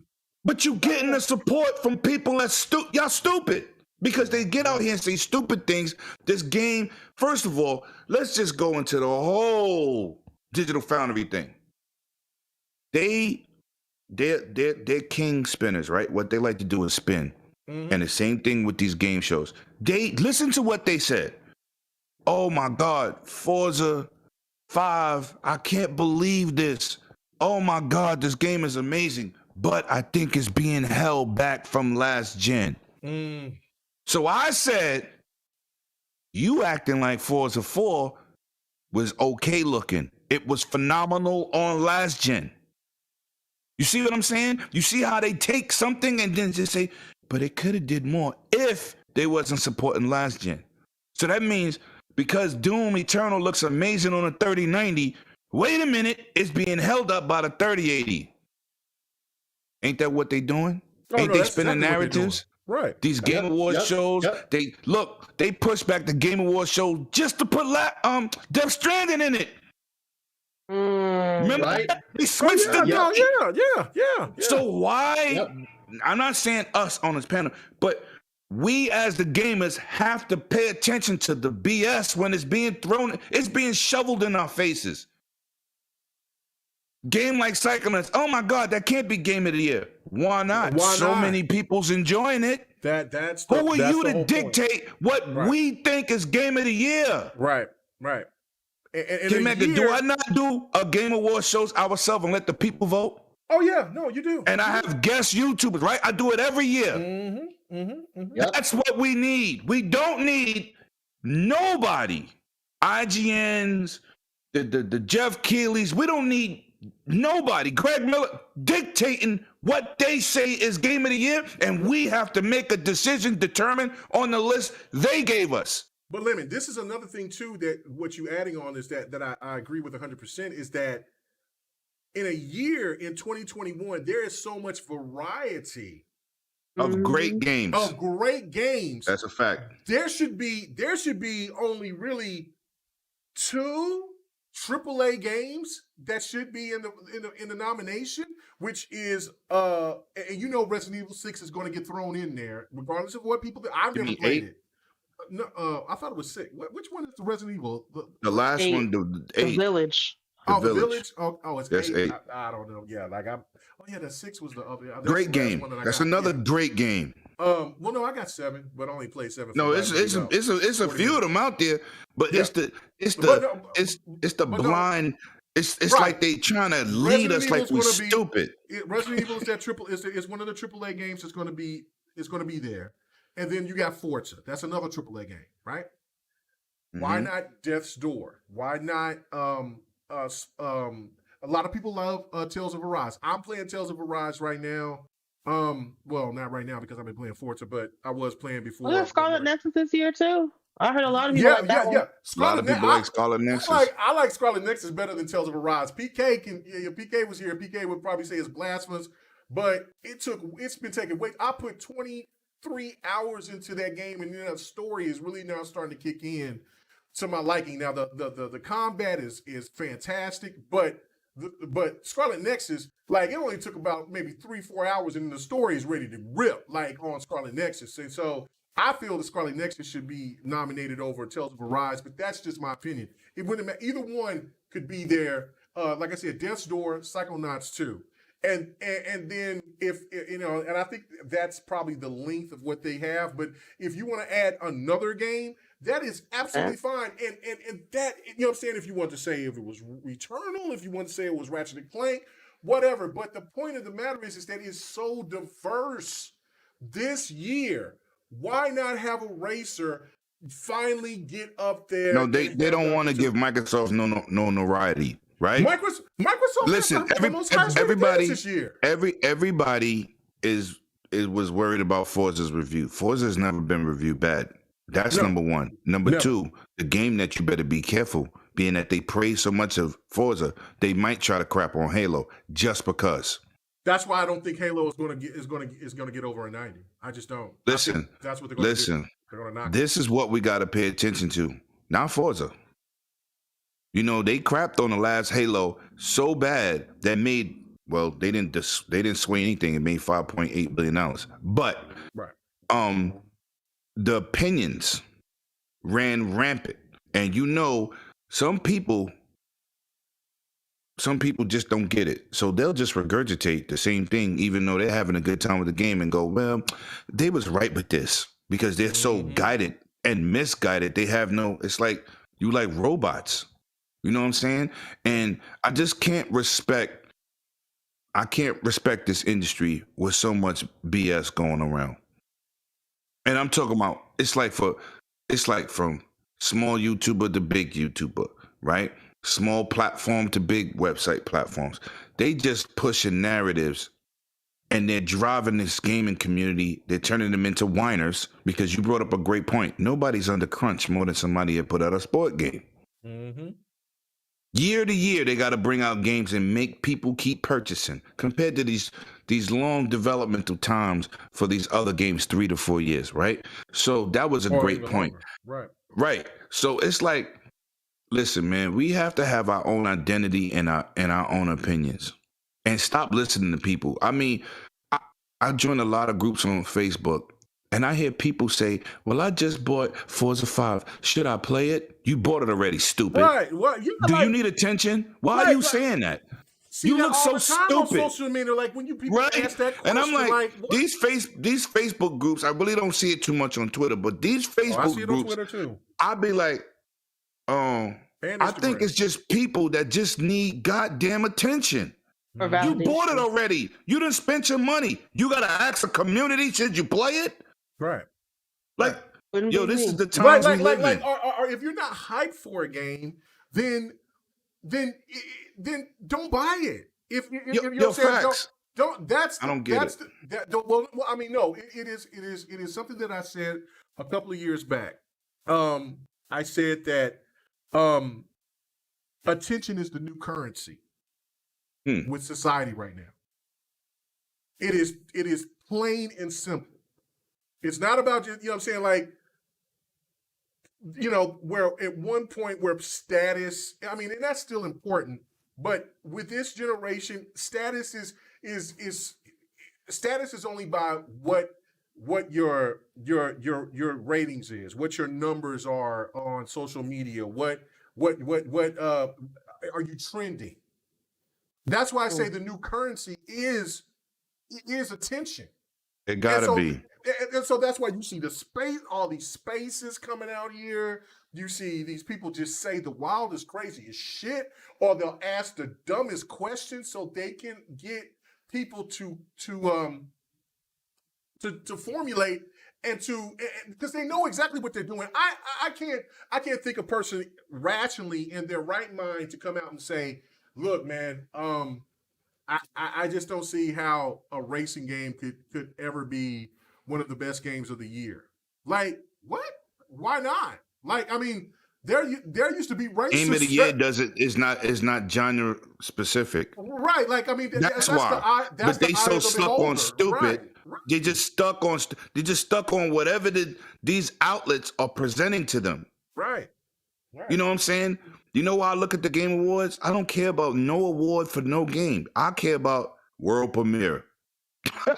That's it. No. I don't want to put any of their opinions. No, and people have been saying that since the second show. Everybody agrees. I said that when I did a video talking about it. It's like, look, man, because I want to care about it because I remember when I was watching when Samuel L. Jackson was on Spike TV doing the first Game Awards. That's important to me because I love gaming, and I just want to see gaming succeed all through it. It doesn't matter who's But K-Mega, they're ruining it. They're ruining their platform. Right, it's like when you start to take certain people serious, right? Right. And then they just start to throw, like I said, I used to like Digital Foundry, but now every time y'all say something, y'all put a stupid spin on it that insults my integrity. But don't compare ray tracing on a PS5 and an Xbox One to a $5,000 3090 PC. Who are you fooling? Well, it doesn't look as good as a PC. Well, it costs about 5 racks. It's not supposed to. Right. But they don't talk and they put up the numbers. Oh, we're using a 3090 and we have a 19900K and we have 32 gigabytes of RAM and we're using this motherboard. But look at Doom Eternal. Look at this ray tracing. This doesn't match up. For $5,000, 2 $500 consoles ain't supposed to match up, dumbasses. But nobody pays attention to that. They'll go on Twitter, oh, look, it can't compete with PC. What PC? Not a $500 PC. Because a $500 PC, all you could do is Word and Excel. That's fine. Let's just insert the internet. You can't do no gaming on no $500 PC. What, you could be playing at 480p, 20 frames? Let's just be real here. This is the spin. And as a podcast, you got to tell people the truth. You got to tell, but no, these podcasters and content creators just as bad. They go out here and this Twitterverse is giving the idiots a voice, man. I've been saying it for years. And K-Mega listen, I've been on this podcast a long time, right? Yeah. And I've been saying this. What you tweet and type out reflects your intelligence. Have I not been saying this for years? Oh, yeah, you said that for years, yeah. These people are slow, and I'm tired of babying them and rubbing their backs like, oh, it's going to be okay. At some point in time, you're going to have to give these suckers some Ritalin and go sit your ADHD ass down in the corner because you don't have your own thoughts. All you want to do is be an RC car, somebody stick a remote up your ass and control you because you have no opinion. You have no opinion. Look how many of these podcasters went out here, content creators, said, oh, Guardians of the Galaxy. Oh, you don't use the characters? Oh, my God. They don't look like the movie. They don't supposed to look like the movie. They're supposed to look like the comic books. They just say stupidness. Now the game come out, everybody love it. How stupid do you look? Changing the narrative. Everybody wants to change a narrative to make them seem like they smarter than what they are. Right. We have to stop. The whole is toxic. Everybody don't go out there and talk about people to be toxic. Some people just spread bad stuff or give bad opinions or try to sway people's opinions. That's toxic. Just Just say what it is. These game shows are horrible. Just give me some world premieres. I don't care. We got super chats. I'm sorry, I just had to say that real fast. I'm sorry. Yeah, no, I see him. Okay. Yes. He said here now, King Heart. I said King Heart. Dragon Heart Yobi in the building. He said, let's be honest. No matter how good Microsoft does in the gaming division, they don't want to give them their props. Forza 5 deserves to be game of the year. No, I mean that. Listen, that to me, that's when I said, look, or at least be nominated. At least be nominated. At least be nominated. I'm not saying the game. You can't say it's supposed to win, right? But I'm like, if it's still at a 92, then it's the highest rated game in 2021. If it's at a 91, it is on par with the highest rated game of 2021. That should tell you right there that it hits a check mark that where that game should be qualified to be a nominee. What's going on, brother? He said Forza Horizon 5 is over at 700,000 concurrent players. Bro, like, I mean, see, this is the thing, right? And I said this early. I don't know if you heard me say this point, but I said, listen, Forza Horizon 4, thank you, baby. Oh, what is that? Oh, thank you. Did you go to Yamano's? Oh, okay. Yo, there's a mafia dude here who's about to stab K Mega with a stiletto. Anyway, so the point of the matter is this: is that you can't.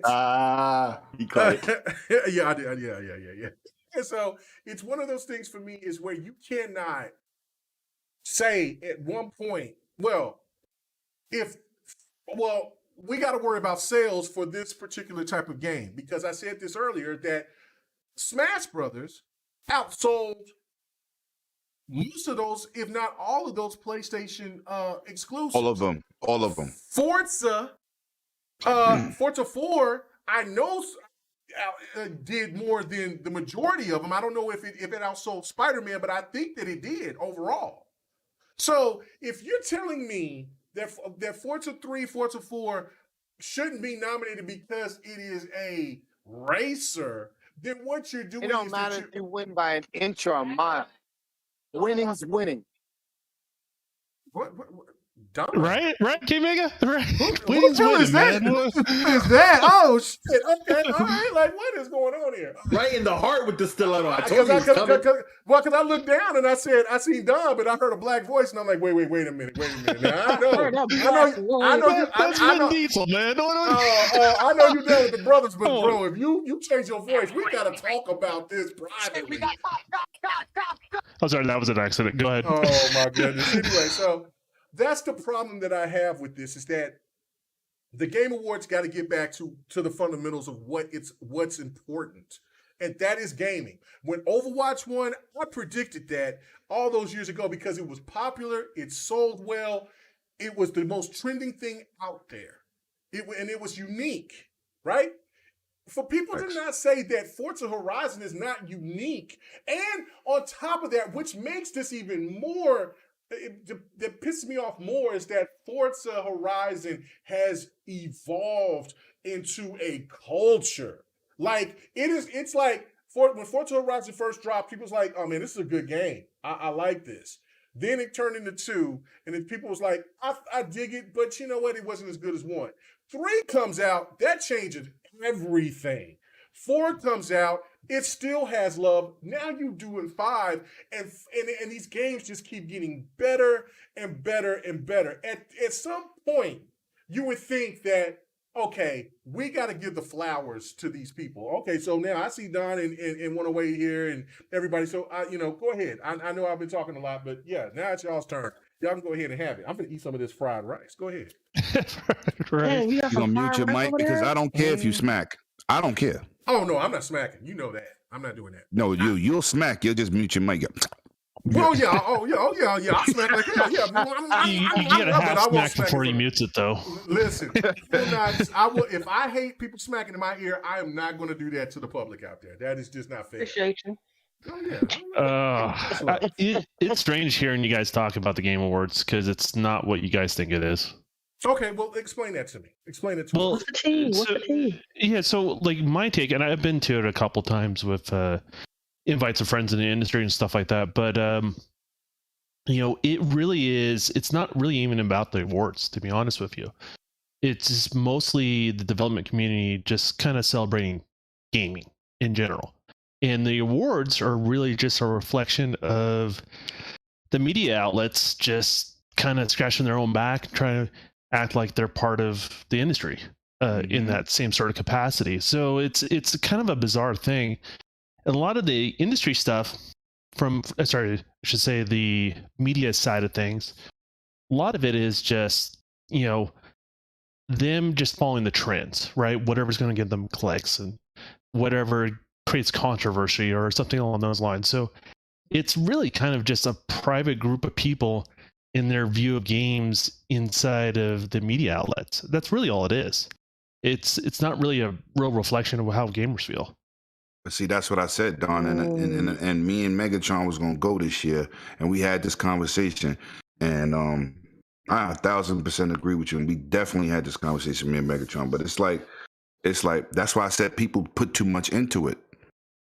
Yeah, as the community. It's like how many global awards or music awards you watch and be like, what? How that person went over that?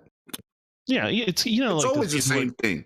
There's people that kind of try too hard, sort of thing to be cool, sort of thing, and that's like they're like, well, this was the cool thing because they're trying to sound hip, and then basically they try to get their other friends in the media to kind of get on board, and it's I don't know if it's less politics, it's just more what drives traffic for those guys. And so for a game like Forza to stand a chance, I really think what it comes down to is the positive controversy of Forza is what's going to drive them to win an award. That's what it comes down to, and there's such positive with this one. I wouldn't be surprised if they get in there.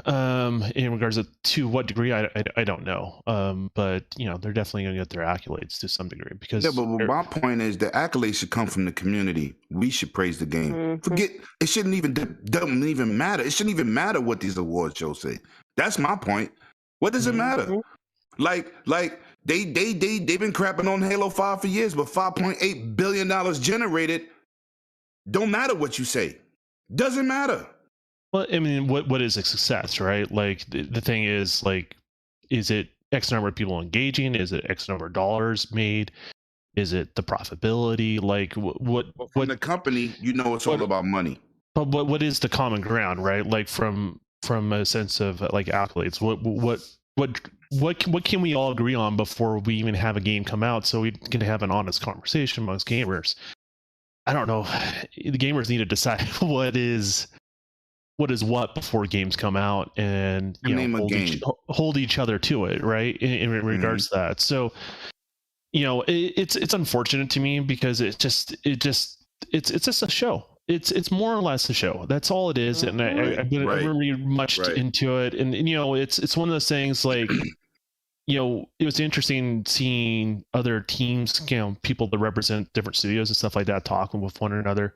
Right. They have more respect for people from different studios there that weren't even nominated than they have for the show itself. Right? Does that make sense? Like they have no shade to throw towards anyone that won an award or anything like that, but they have more respect for other people's work within the industry than what the actual show was. And so the atmosphere amongst the development community going there is totally different than I think, there's definitely a big divide between the gaming community. And honestly, just those outlets out there, they don't represent the people. I don't know how long it's going to last until they really don't. They're irrelevant now, but they get, we saw that we weren't seeing the Halo thing with IGN this week. No one has to be a pro player, but man, I saw that gameplay. It was rough. I was gonna put that in. It was like knuckle biting. I'm like, oh, is he? Let me bring something up. I'm gonna bring up two things. First of all, game success, it goes by the community. Dark Souls 1 sold 500,000 for about a year. That studio considered that a huge success, being the type of game it was. to even have. Now it's way bigger than that with 2 and 3. But initially, that game only sold like what, 15 million? Yes, it started off at 10. Yeah, it was a big number. But what I'm saying is they considered the 500,000 a success. So everything is not about money and sales either. But now with the Halo, it is about money in that sense, but it's probably what you're looking at is totally different than what they look at. What they're looking at is what they spend in developing the game and what did they profit, right? Did it fund their next project that they wanted to do? Oh, it definitely did. You know, so that's how they're looking at it. People are looking at like how many millions does a particular game sell. You're looking at the wrong thing. You don't have the data to really determine if it's a successful product or not. That's a fact. Okay. Now I'm gonna say something else. With the media thing, last week I joined this dude, animated Mr. Tushy in the group over there for game night. So animated, yeah. So we had a conversation, and they was going in about Halo and you know people wants. I said, first of all, I'm a hardcore Halo dude, right? Like I know if you look at one of the last videos, there's a mode in there that I always tell K Mega the hardcore crowd plays Slayer. They like the other modes, but the competition is Slayer. Now, they have the rank mode, no radar, strategically placed weapons. The novice dude is not going in there. It's too hardcore. But that's the mode that I'm going to be in 95% of the time. So what I was telling them dudes is, I said, yeah, we got friends that's content creators. We see all these interviews. We see all this. Oh, we don't know if it's going to be good. And then I go to watch these dudes stream while they're playing. Me and K Mega also had this conversation a few months ago when they had that Halo competition. And I said, I've watched these dudes, and I ain't gonna say no names, but we have friends that wanted to water down the game. And then I go watch you play, and you suck. That's why you don't want all the modern type game physics and all this stuff, because you want to play like Halo 1. You wanted to play like Halo 1. Right. And you're not good. So I can see why you want to be having these features stripped. And because you're not good. What I love about you win by an inch or a mile. Look. So when that video came out, I hit Tushy and them and animated. Didn't I just say this last Friday? This is what I'm talking about. Well, this dude is going to say, well, this is not a good experience for me because you suck. That's why it's not a good experience. See, this is the one thing that I love. This is what I've always been a 343 fan. When other people was always on their back talking about 343, right? But this is why I love 343, because 343 is now Halo 1 360. Facts. Right, and they gave us the Banished, right? That's right. And all other than that, like, but I'm loving because this is what I was hoping that they would do is like, look, man, we know we're not trying to ignore anybody, but we understand that Halo 5 was just as important to millions of gamers out there, just like Halo 1 through 3, through the Bungie years. And so what we're going to do, in which Don can contest, because I've said I'll just let you finish. Yeah. No, like as I said, look, the best way to sit here and to try to do the best thing ever, and I understand it's not going to be satisfactory to everybody because that certain demographic is not going to like anything unless it plays like Bungie's way. But the best thing the 343 can do is to implement Halo and give everybody a taste of every Halo going forward. And you know what I'm saying?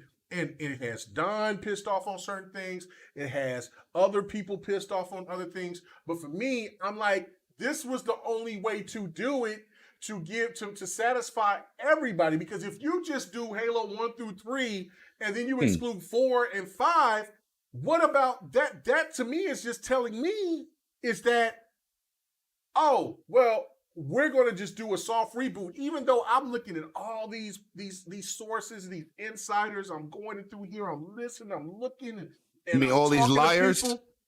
Right. I'm going here and I'm listening and I'm talking with people and I'm doing all this shit at that time because I'm trying to be thorough with it, because I don't want to come out and say something to make me look like a complete ass. Even though sometimes you're just gonna have to do it because there's so few people, like you say, that just don't know what the hell that they're talking about. Thanks. But they were all in cahoots together talking about, well, they're going to just reboot Halo. I'm like, that's not what I'm hearing. That's not from the people that I'm hearing from that's close to Halo. They're saying this is a successor. It's not a successor. I'm like, okay. And then I get ran out, and then I get booted out, and I'm gonna tell you where I get booted out of oh my God, what is that group? Oh shit, I can't think of it right now. I got booted out of it I got booted out of this year, at the beginning of the year. People that don't like a difference of opinion, you have to say what they want you to say. They booted me out. They booted me out because because I'm just trying to have a conversation. You know me. You're not allowed to have a conversation. You're not allowed to have your own opinion. But I'm not here to be. I think in my older age I've calmed down a lot more than what I used to be. But I was not trying to be combative. K-Mega says his old age is referring to the last 2 years, guys. Just 3 years, actually. 3 years. Just 3 years ago, I was an asshole. I don't give a fuck. But anyway, I'm just saying. But no, I'm just like, look, me being in this game so long, I got a better understanding of just how things work. You know what I'm saying? Things are not going to work like you want them to. And I'm cool with that. Only thing that I just do is just I just roll with the punches. I don't care how it rolls, it just rolls. If it gets too crazy, I'm out. I'm not even worried about it anymore. Like I just said earlier at the beginning of the show, cut like a goddamn chicken. I ain't worried about all that other crazy bullshit. I'm just trying to take care of what my mom, other shit, and talk about gaming. All this other shit with politics and all that, I'm not worried about it. Y'all have that. I've been there, done that a million times. The point to me is that, like, you're gonna kick me out of a group that I'm just asking questions or just trying to find solutions or questions. So when I make a video or when I talk to other people, it's their loss. It's their loss. Right. And now they all look like fools, like we've all been knowing. And it's like, why? Y'all, because y'all got mad at me because I sit there and I pushed back and said, look, Halo 5 was successful. It wasn't a failure. It was not a failure. It got critically acclaimed in a negative light because of of how Microsoft pushed the game. Yes, that's on Microsoft. That's on Bonnie Ross. That's on everybody who was in charge at that time. But the game did not fail. The game actually, and so I love what 343 said. The events after Halo 5. You know how many people, you go into Halo Insider and you see how many people got pissed off about that. It was crazy. It's nuts. Like, why would you be upset about because the story got continued? Because Halo 5, just because you didn't play Halo 5 because it didn't follow a certain way that you wanted to, and you didn't know how the story ended, doesn't mean that the story wasn't awful. Was it the best story in the Halo lore? No. But it has to all come together and make sense. That's why I say Halo 5 is going to come out to be like the Tokyo Drift of the Halo universe because of the fact. And Lemon, I hope you watch when I just sit there and beat you and Randolph Thor. Look at these stats, baby. That's really my Dravatar, people. Yeah. He's not giving y'all the facts. No, that's my Dravatar. I just say there was. Hey man, Dravatars have learned behavior. I don't know what you're talking about. I only played the game for 2 hours. Check out L. Anyway, but no. But the point of my last point is that at first I was like, "What are you talking about?" But I just saw that. Okay. Yeah. But no, what I'm saying is that it's more to me. It's just like, look, man. Not every story is going to be great for everybody. Going to work or handle well with everybody in the public, but. Damn, Halo 5 wasn't that bad of a story. I played some really wasn't bad that bad. games. It was over exaggerated. There was a lot of things that was missing that could have been better, no doubt. But that wasn't the worst story that I've ever played in my entire life in gaming. You know what I'm saying? So people got to get over that. And I do fear, and Lemon, I do agree 100% that I do feel that they're going to snub Halo a little bit. They're going to try. They're going to try. I think that's why I said they're going to give it like an 87. God forbid they come up with 2 bangers in a row. Oh no, you can't have that. If Halo Infinite is a 90, it is going to be a problem. Now let me read the super chat and then let hear what you guys got to say. Verge Brizzle, he says, The narrative is pushed. Early access is day and date. Me and P.S. Jordan had a few words about that earlier today. But what do you guys think about this, man? Yo, listen, you can't help it, man. You can't help people changing narratives. Like, look, if you support Game Pass, you don't support the developers. What? Like, what are you talking about? Like, who makes this stuff up? You really they go so far left, you can't even reel them back in with common sense. They don't want to hear it. They're always going to spin the narrative, no matter what it is, no matter what. Listen, like you said, Halo 5 story was not that bad. They try to perceive Master Chief as a villain, and I told you that's not going to work. He's the Superman. When they made Superman the villain, that didn't last long either. No. You understand? That's like all of a sudden, like when, Captain America's Hydra. How long did that last? Like, come on. Right. No, you're right. You just can't be doing that. So, like, when, people read the books and the novels, y'all know this is a part of the story that people really didn't like those books and novels. They just didn't. Because he's the champion. So you just can't make him the bad guy. Now, Cortana, okay, but not Master Chief. You know what I'm saying? AI can go rogue, whatever. We got the You're basically saying everyone's had an ex-girlfriend, man. We know how that goes. Right. So all I'm saying is, I told K Mega the next Halo will be dedicated to Master Chief because that's what the community was also pissed about. That don't mean Locke is not a good character in his team. People when they hear Halo, they want to play as Master Chief. ODST, Reach, I get it. But when they talking Halo's main story, first thing Phil came out and said, you play the whole campaign as Master Chief. That was another part of the deal that people was not happy with. Now, that's because they have no vision. Everybody's not Steven Spielberg. Some people just need to give their lines and just read it. You know what, guys? I got to change. You know what? I apologize, but I just had to erase the majority of the topics because we ain't gonna get all of these topics. We're not gonna get to it. We're not gonna get into it. We're not gonna because that's a topic that I gotta address. That is going to be my last. This is a big week. Word. It is a big week. But it's a lot of stuff that we like I tell you, K Mega, we got to be responsible. We have to give people what they need to hear and the truth. Where they hearing so much BS, it makes us look like we lying or making shit up.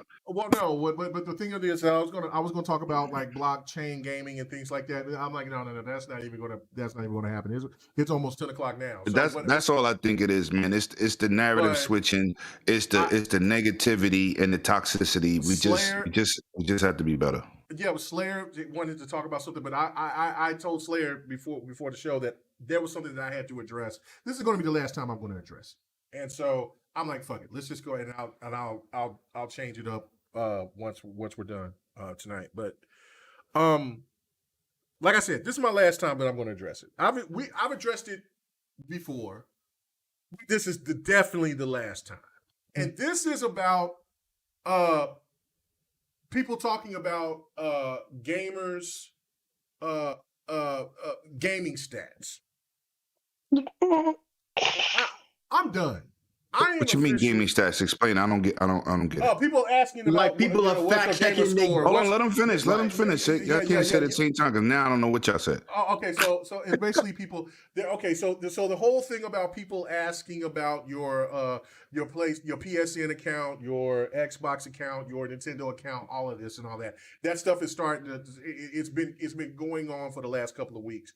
And so, you know what I'm saying? I'm over here about to go ahead and get carved up like a turkey, right? And I'm over here looking through social media and I'm seeing this shit just all over the place, right? And I'm like, you gotta be kidding me, right? And so then I'm seeing it still today. Before, and that's why I was saying it wasn't a topic, but I was like, I got to address it because this is my last time that I'm going to address this, right? And this is not about just me. This is not about me. This is just about what's going on here, right?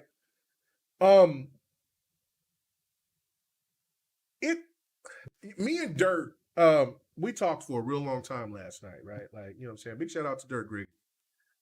And it's just, and he reminded me so much about like how things used to be. Cause he he used to listen when I first, he always reminds me when he listened to me back in the days when I first started and stuff like that. When I first officially joined BGST and when I was on the multiplayer and all that other stuff, right? And then I remember when that garbage was starting to come out then, right? And at that time I looked at it as like, okay, I get it. People are trying to say, look, there's a lot of frauds out there. There's a lot of people out there that's coming out here saying that they're gamers. They want to become content creators and they don't even play no games, right? I get that. At that time, I got it. PK not here. Yeah, I know. I got that. Right? and I got it. At that time, I was going like, you know what I'm saying? And so then I remember I got my PlayStation for the first time, my PlayStation 4 for the first time. And it was all this little bullshit controversy about, when I talked about like how my situation was with the PlayStation 3 and then the lawsuit and then what PlayStation tried to offer and the lawyers that I was with, they were telling me, no, don't take that deal because that deal was garbage and all that stuff. And people question it. A lot of people question it. They was like, I don't know that. That sounds a little suspect. All you got to do is just go back there and there's a reason why there was a lawsuit back in 2010.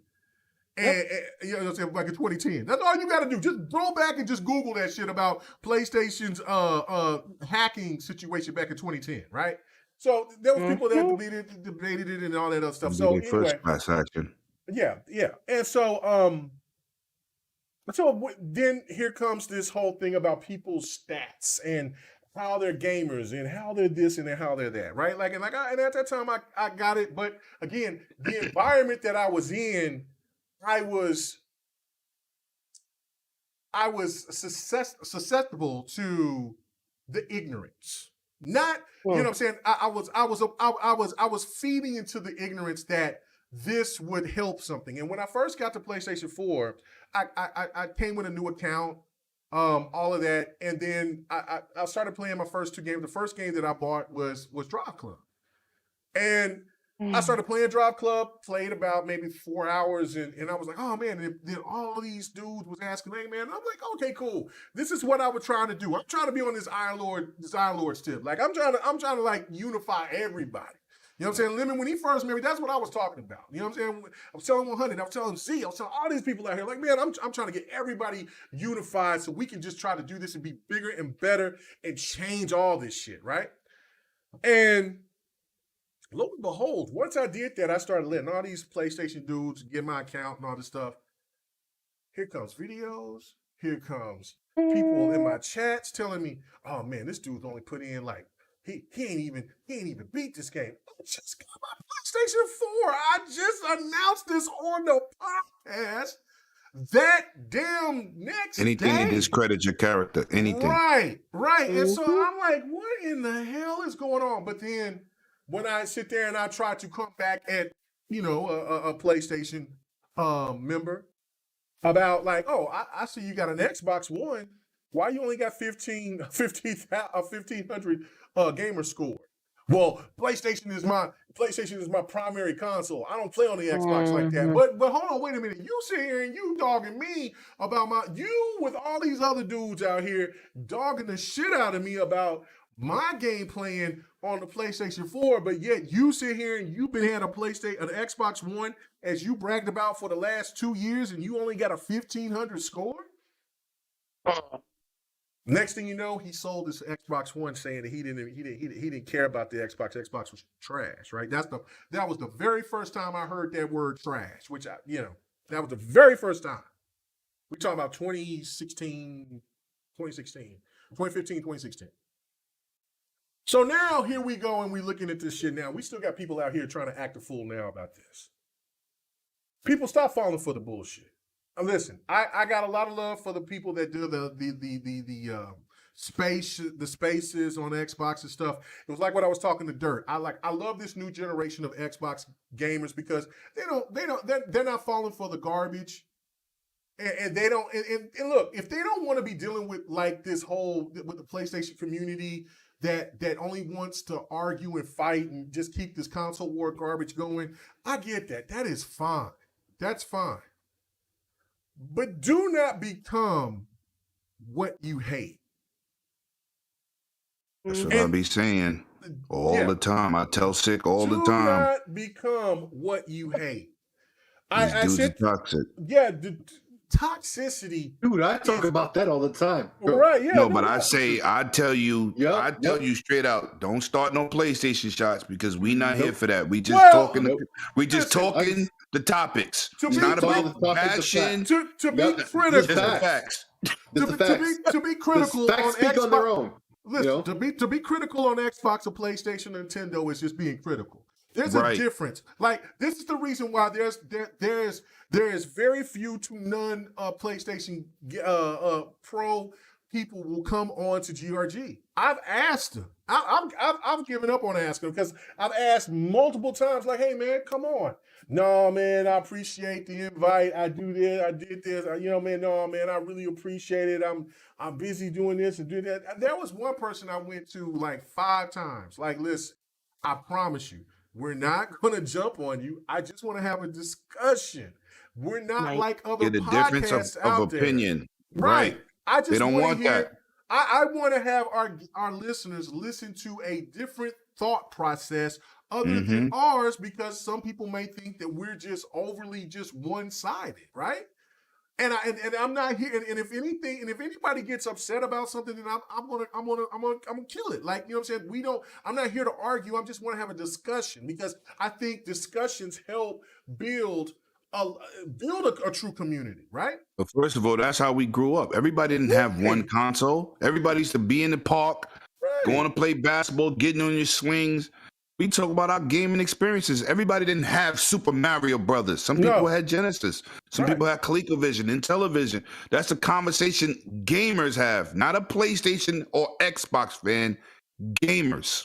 Right. That's the problem with this whole community. Like the toxicity. It's horrible. Like people will try to say, "Oh man, the Sega and Nintendo toxicity was way worse."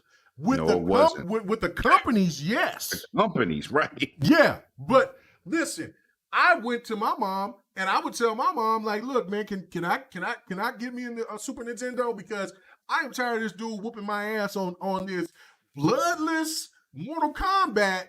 You know what I'm saying? And he asked his parents the same thing, like, I'm tired of this dude whooping my ass on this Sega Genesis that has this blood. You know what I'm saying? He's got 3 buttons on his damn controller. Right. I gotta learn how to play this. I gotta learn how to play this shit, right? That's how it used to be. It wasn't about, I hate Nintendo so much that I'm gonna lord rate the console and I'm not gonna ever play on it. No, we had our favorites, and then when we beat somebody on their console, then you know what I'm saying? It would sting if you lost to somebody, like, because I remember, I can't think of the fighting game that was both on Nintendo and on Sega. And I had this one dude, he would come over and he would whoop my ass. I could not beat him. I never beat him in that game. I cannot think of what that game is, because probably it just brings me back nightmares. But he would whoop my ass every time, and he was like, look, this is why I'm a Nintendo fan, and this is why you a Sega fan. And then it would piss me off, and I would try, but he was older than me, but he still was just better than me, period. And that's when I had my true understanding in any time in a game that, look, somebody's going to have your number regardless. It doesn't matter, right? And that's just like with life and sports or whatever, you know what I'm saying? But the thing of the matter, it didn't deter me from Nintendo. It made me want to be better when I played him again. And I got better and better, but I still never beat him. Now, there was times that I dominated and beat the hell out of people when in internal champions and when they came over on Mortal Kombat or Clay Fighter. That really pissed a lot of people out when I beat the hell out of them in Clay Fighter, because that was just a Nintendo game. And just other type of games, like if in Super Mario, when you do the 2-player stuff and all that. Listen, it was competition, but it was fun competition. But it wasn't a hate for the other console. It was like, listen, I'm a better gamer over here on Sega because Sega's a better console. But I still have the Super Nintendo. If you want to sit here and you want to concede, I got this. We can get back on Nintendo and give you an opportunity to be better. That's how it was. It's nothing like that now. There's people that's trying to tell you that you should not buy an Xbox, or you should not get on Game Pass because it will hurt the gaming community. This is a whole different level of toxicity and ignorance. But do you really think that cloud chasing really even has weight anymore? Oh yeah, it does. Like, it does. It does. Really? It does. Yeah. Only for small-minded individuals who need. Well, I wouldn't even say that, but like there's some people that want to just fight back against that. But I mean, outside of that, I really feel like we've been exposed to this for a certain time. You just get numb to it, right? Like you're like, okay, whatever, dude, right? Like so like I feel like it's like the crazy guy yelling you out of the corner of the street, right? Like after a while, you're just like, he just does that, and you just go about your day. Well, yeah. And I just feel like that's how gamers are, right? At this point, because like people are trying so hard to get clicks and likes and all this other stuff, and to be honest with you, like, is it working? Because I've seen everyone's numbers go down. No one really cares. Well, everybody's numbers is going down. There's no question about that. Exactly. Everybody's numbers is going down. Now you have to do it on your own merits and who you are, and not is being an asshole to everybody. But but this is my thing. No, let me finish my point, because it's beyond that. It's about this achievement stuff, right? You know what I'm saying? Listen, I'm a 70s baby, right? Lemon's a 70s baby. Don, I think you there. You right there. You like 78, 79. Okay. Yeah. Don's an old bastard too. Yeah, but I look young, don't I? No. Anyway, so you know what I'm saying? No, Slayer's older. You know what I'm saying? I think the youngest person on that's on tonight is you, D. So this is the thing, right? There are people that's trying to give you this interpretation that us older gamers are obsolete. Yeah, I could tell the way I'm bodying you suckers in Call of Duty, Halo, and everything else. But continue. Right. Yeah. No, please listen. Because once I finish this is gonna. You're saying we're past our prime. This is just well, they just saying we're just obsolete. Why are you still? Because I used to get. I still get it, but I used to get it a lot, like tons of time. Oh, you're 50. I'm not 50 yet, but. If I was 50, right? Like I'm 46. I'll be 50 in March, and I'm still smoking you. Right. Like that's what I'm saying. Like I mean, like I'm 46, and when I do fight night, and I'm over here doing my thing, and then like man, these old ass fingers is still strong. Don't get it twisted. But the whole thing of it is like this, right? Is that they try to give this narrative like, oh man, you old, you obsolete, you this and that, and this will, and I don't drop names too much. And listen, and I don't know this person individually, because he could be a great guy outside of the whole gaming space.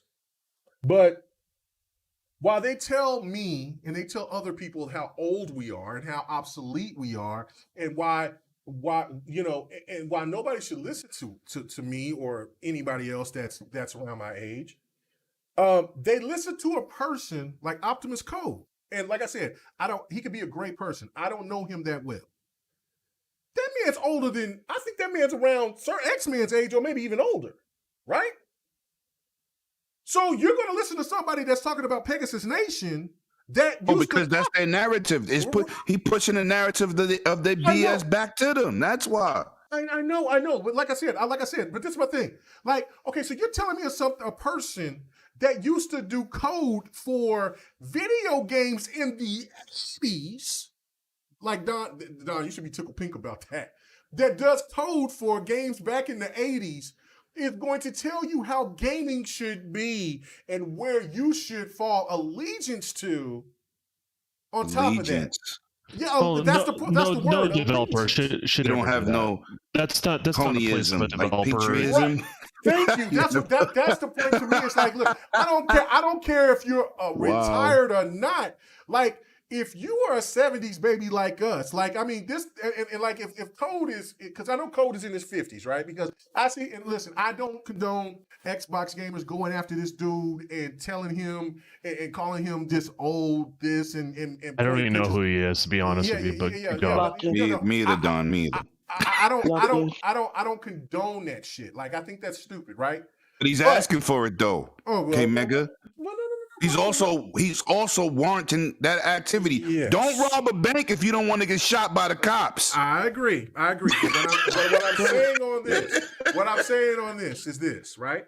Is that if you're going to sit here and try to give these people this narrative, and then these people that listen that are socialized with Pegasus Nation and all that other stuff, then don't you think that kind of makes your whole argument about me, Lemon, Don, everybody else that's in our 40s obsolete? So therefore, who you making obsolete is Corey Balrog, because Corey Balrog is our age. Some of the best developers out there are in our age category right now. That's industry wide. You know why? Because games started and it will end with us. Well, it won't end with us, but you know what I mean. We've been through every generation. Anybody born in the 70s has been through every console generation. Right. And some of the best developers like Kojima and the best of them out there are our age or older. Oh, look, let's not talk about the Nintendo guys. They in their 60s. They're like Kojima's in his 50s. He's in his mid-50s. He's in his late 50s. Like, people over here hamming him up for Kojima. That man is old. That man is out there. He was making games when I was a kid. It's like all of us. Yeah, he was making games when I was 8-bit days. Like, I mean, here's the thing. Like, there's always going to be opposition to everything that's out there, right? Like, there's always going to be naysayers or people who are like, show receipts or whatever. Just be you, put it out there, and there's going to be always the hate mob, but there's also, if you're genuine, people will pick up on that, and right. People can only bullshit for so long, right? Like, people that really do bullshit, it catches up to them. People start going, hey, wait, you said this. No one needs to try to convince another person that someone's full of bullshit. Time will chip away at that. Let's not give all these people credit either. Some people want the bullshit because they need to pump their own ego. It's not all about the content creator. No, it's really not. Some people need that in their life. He's telling me PlayStation is the best, or Xbox. We bleed green over here.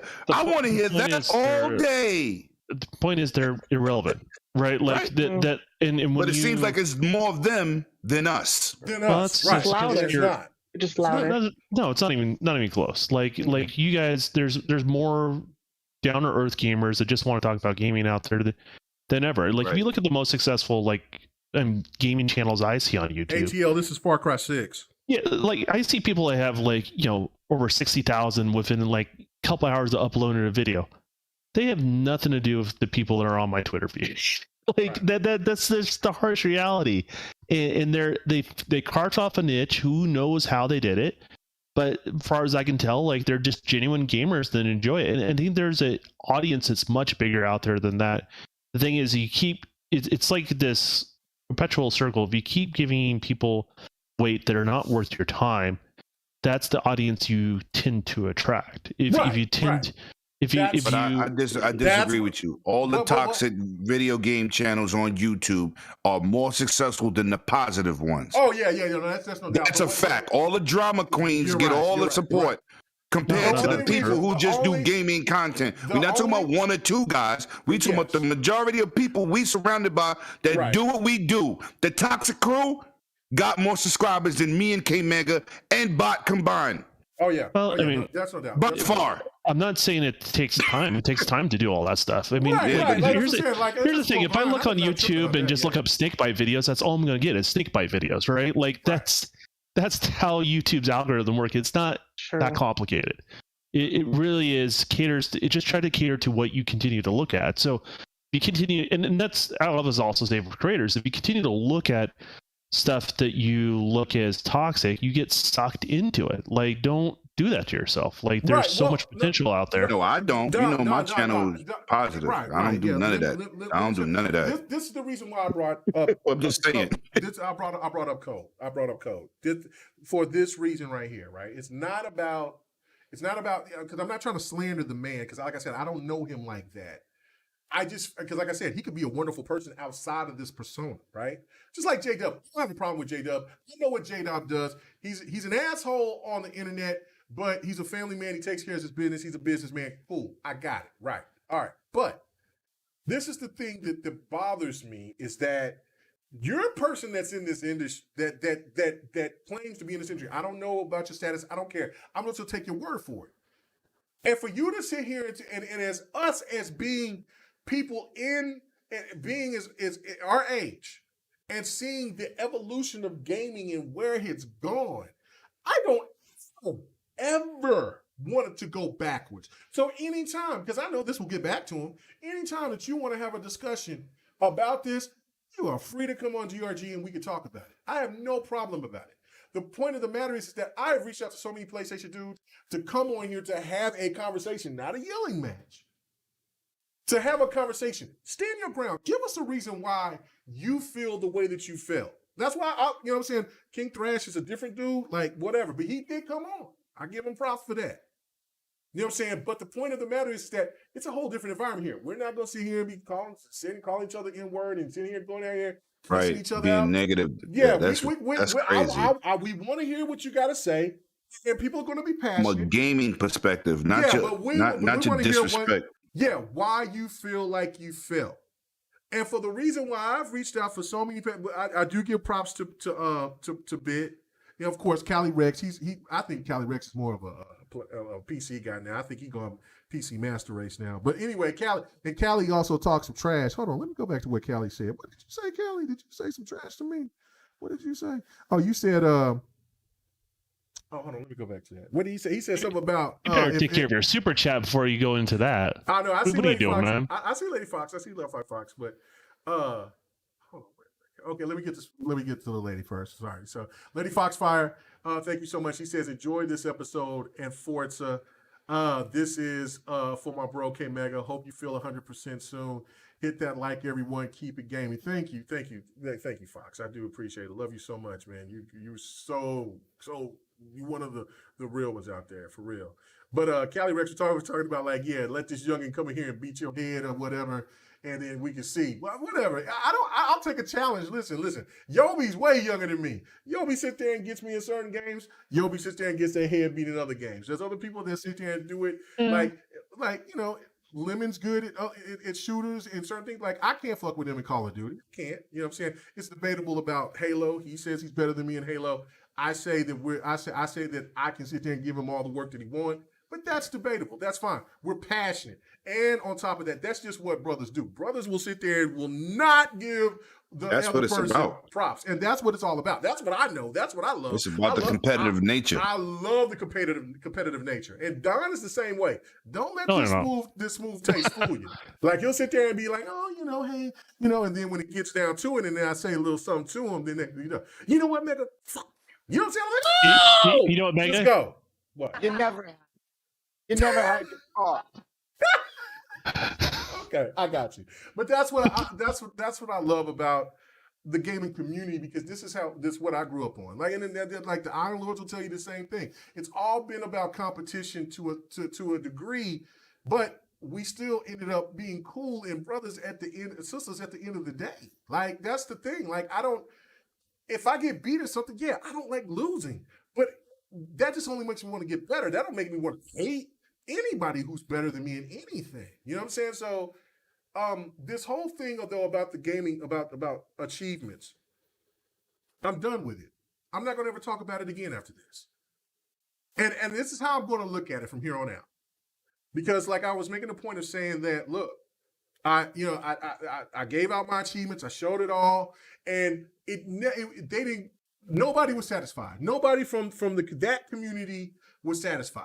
It was always, well, K-Mega's a nibbler. He can't get 1,000 on every game. Or he'll jump from one game to another to whatever. Or K-Mega don't play enough PlayStation games. Or K-Mega don't play enough Nintendo. Or K-Mega don't... Listen, man, I show more gameplay than any of those dudes out there, or dudes and females out there in that community. Facts. Tell me and show me who shows more gameplay than me out there that sit there and be calling and barking for that. I would love for you out there to let me know. And there ain't gonna be that many. If any. I'm always showing gameplay. When I have the chance to stream, I stream and I enjoy it. Win, lose, or draw, it doesn't matter. So if people still question if I game, then it's my new. And so how I look at it now is when people ask about And I haven't had a lot of people come to me and ask me about that situation. But for anybody else out there that hears people keep talking about accounts and achievements and all this other bullshit, right? Just ask them like, hey, look, well, show me your medical records. Hey man, hey, did you buy that TV or did you rent it? Hey man, if you rent that TV, then how did you have payments? Did you make payments? Let me see the payments. You know what I'm saying? You know what I'm saying? Did you make payments? Was you on time? You got car payments? Let me see if those car payments is legit. Are you in collections? yeah. Or is your shit collections? Like let me know, because you know what? Somebody will say, oh, that's different. No, it's not. It's the same fucking thing. You want private access to people's private lives. It's the same fucking thing. Without asking somebody for their social. Let me add one thing. Yeah. Let me add one thing. I'm going to say this. This is what kills me about this community too. As podcasters, content creators, we out here, we talking to the people, right? Yeah. You don't know everything. So stop getting on these podcasts, talk about games that you don't play also. Like the Battlefields, the Halos, the Ghost of Tsushimas. If you don't play something, stop being so opinionated about something that you don't play. Because you in front of these people, that don't mean you know everything. You could be on a podcast and learn something from somebody on that panel or listen to a podcast, but stop pretending to know every single game, because the people that play it know you're lying. Just saying. All you got to do is just look at people. You don't have an opinion, just, I don't know. I'll say it. D has said it. I've said it. Yes. Just say, I don't play that. If it's Japanese, I'm going to goddamn bloody. Because I don't play as many Japanese games as him. You can admit that. It's not a slight on your intelligence. But when you get out there and say something that you don't know what you're talking about, that's a slight on your intelligence. Just saying. Yeah. Everything ain't for People everybody. always respect you if you admit if you don't know something and if it's outside of your realm. These dudes act like they can't do it. They know everything, every game, every level. I'd be like, listen, let me tell you. Let me I like Scarlet Nexus. I got about 15 minutes into it. That's just what it is. I was with Dark Artemis, right? Like Luca, Dark Artemis, and Lady Infamous, and them. They Mooch even. They love Dark Souls. Love Dark Souls. Can't stand that game. Me either. Of them. I like 3 though. I like 3, but I can't take 1 and 2. I bought 3 twice. I bought 2 twice. I bought it on the Xbox, both on the Xbox and both on PC. And they're both sitting there. I got past the first boss. And then I got to a minion, and that minion's whooped my ass enough. I'm like, listen, nah, bro. I'm not even, you know what I'm saying? Listen, if people are going to question my gaming skills because of that, because I don't like the way that those games control, fine. You know what I'm saying? I beat Devil May Cry on the hardest difficulty. So what are we saying here? Like, I mean, I beat The Witcher 3 on the hardest difficulty. What are we saying? But yet you're gonna sit there and gonna hold me accountable because of Dark Souls? No, you're frauding the public. Not everybody's gonna love everything. Nope. And Elden Ring, it looks impressive. It looks like something that would be in my wheelhouse. But if it's gonna play like Demon Souls, it is. I know. Sekiro and Bloodborne, I want to give it a chance because it looks really, really damn good. But if that shit is going to, because Sekiro gave me a hard time. I didn't beat Sekiro, but I give props to anybody who out there that beat it. But listen, it is what it is. Ninja Gaiden, love it. That's my thing. Scarlet Nexus, love it. That's what I want. Devil May Cry, give me some hack and slash and let me get in and do my thing. I want great maneuverability. If giving me when people are running around and they get tired because they jumping around. Listen, if that demon don't get tired, why the hell should I get tired? Hell, I'm a super being too. Shit, no, come on, man. You got a swing stamina bar. Hold that. Yeah, hold that while I got all the stamina in the world. Oh, brother. Anyway, so I did want to address that and say, look, man, I'm not going to address it anymore. It's fraudulent. It's a joke. If you can't go, listen, achievements, and I love to get achievements when I'm playing a game that I love. For instance, like I wanted to prove to myself that I can get the number 1 spot, and I did it like for 3 months in a row. Got tired of that, didn't you? Yeah. Well, see, I did it. You know why? Because you're gonna play games you like, while other dudes are just playing games to get thousands. Right. Like That's all they're doing. Like, I played so many games that I couldn't stand. Like I'm like shallow achievements. That's what I call it. Don't mean shit to me. No. Don't mean nothing. If you just playing some $1.99 indie game to get a quick 1,000, you're not impressing me. No.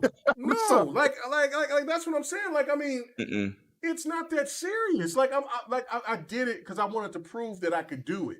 And you know what happened? Phil Spencer didn't call me. Aaron Greenberg didn't call me. They don't care. Major Nelson didn't give me a call. Hell, Mickey Barr at that time didn't give me a call. There was how hilarious would that be if you played a game? He's like, "Hey, I'm not doing it. I got over 740 games. I would have a 7 million gaming score if I cared."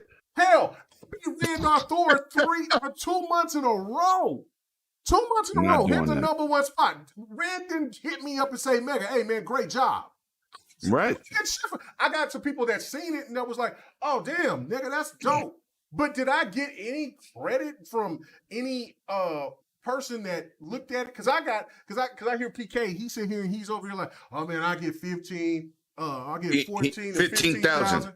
I got 17,000 that month in August, and then I got 15 in September, and then that November I got like 12 or 12. I got really lucky, and then I was like, I'm gonna do it one more time.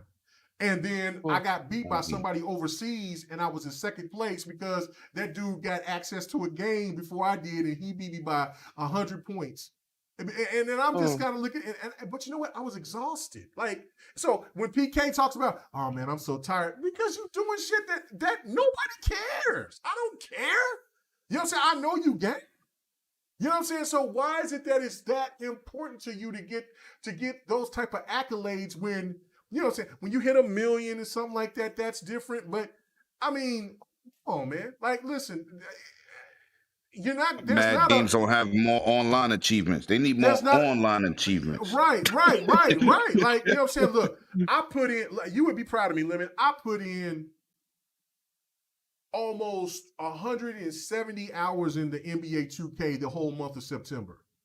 That's all I played. That's all I played. But, you know, I was playing the park. I was playing my player. I was going crazy. But I wasn't ranking up because I wasn't playing the right games and stuff because I never, you know, because I never played it like that. I don't even bother with that park crap. And you know what? Did 2K hit me up? No. They just said season 2 started. I'm not playing nothing I don't enjoy. Yeah. So I beat a game last one. I can't remember, but I know I'll be beating Guardians, and I know I ain't gonna 1,000 it. I'm trying, but I don't care. I'm just enjoying the game. Achievement pop up, I don't even give a damn. I'll be like, whatever. I like achievement for games that I play.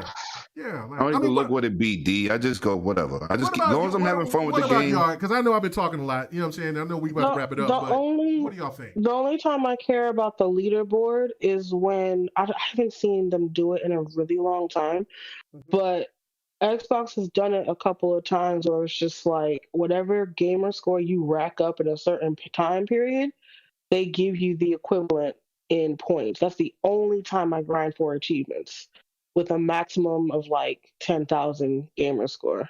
I think the highest I got was like 7, and it was really hard, but that's the only time I do it because that kind of converts to money and it's free. So, you know, y'all know me. But other than that, I think I got like top 3 on the leaderboard. It's cool, and I posted it one time because one of my Twitter friends was on it, but I was just like, this means nothing. But there it is. Yeah. I don't know. I don't platinum stuff either. I don't. Yeah, no, like it was. I got one more platinum to get to get the one more achievement or whatever trophy to get on Ghost of Tsushima to get the platinum. I'm not going back to go find that one poster. That's fine. I beat the game. I enjoy Ghost of Tsushima with everything. I thought that was the best game last year for me. I thought that game was absolutely stunning. It was fantastic. I did everything else in that game. I did every fetch quest, everything in that game. And if I don't get it, it's just like with Hellblade. I beat Hellblade 3 times. And I still didn't get the 1,000 because of 2 of those little story that you don't get. And how you in order to beat Hellblade, or to go back to try to do it, you got to beat the game or go back to those room things to get those stories. And there's no save point to where you could just go in there. I'm not doing that again. I enjoyed the game, but it's not that serious. Now, Tekken, the achievements weren't hard because I played the hell out of Tekken because I know I'm going to eventually get it because of the online play, et cetera, et cetera. I hit the 1,000, but it's not that serious. You know what I'm saying? But I have to hit up what Yobi said and what Miss K. Thank you, Miss K. She says, "What's up, GRG? You all are one of the few podcasts I watch. Why? Because in my opinion, y'all play games across it all. I don't care about anyone else's achievements, game scores. I play what I like." Facts. Like that, you know what I'm saying? This is why we love you, Miss K, because you play it all, you do it all, you've been doing it strong. You know what I'm saying? Like, I'm always going to give love for you and B Shadows no matter what. You know what I'm saying? That y'all guys were pioneers, still pioneers in my opinion.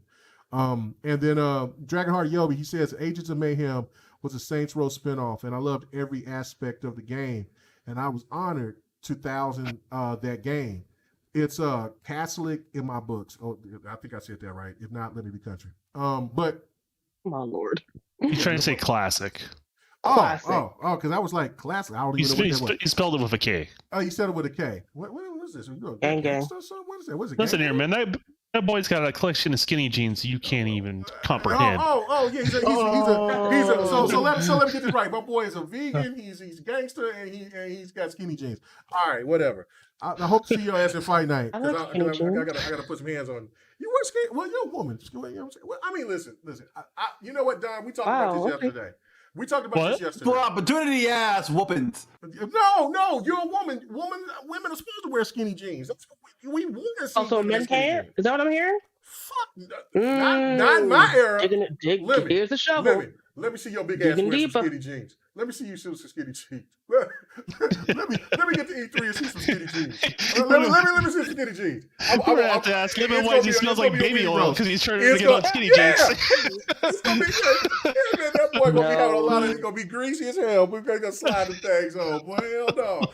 If my big ass put on some skinny jeans, I would hope somebody say, "Megan, your big ass know better." Come on, man. Come on, man. Listen, please. Listen. There's a limit. Funny. There's a limit to the skinny jean. Look, I know there's a lot of skinny folk out there, but listen, if you're a bigger dude, there's no reason for you to do it. I don't see the purpose of skinny jeans. I know fitted pants and things like that. I get it. It's just a different form of birth control, man. Don't worry about it. Skinny jeans. Skinny jeans for the win.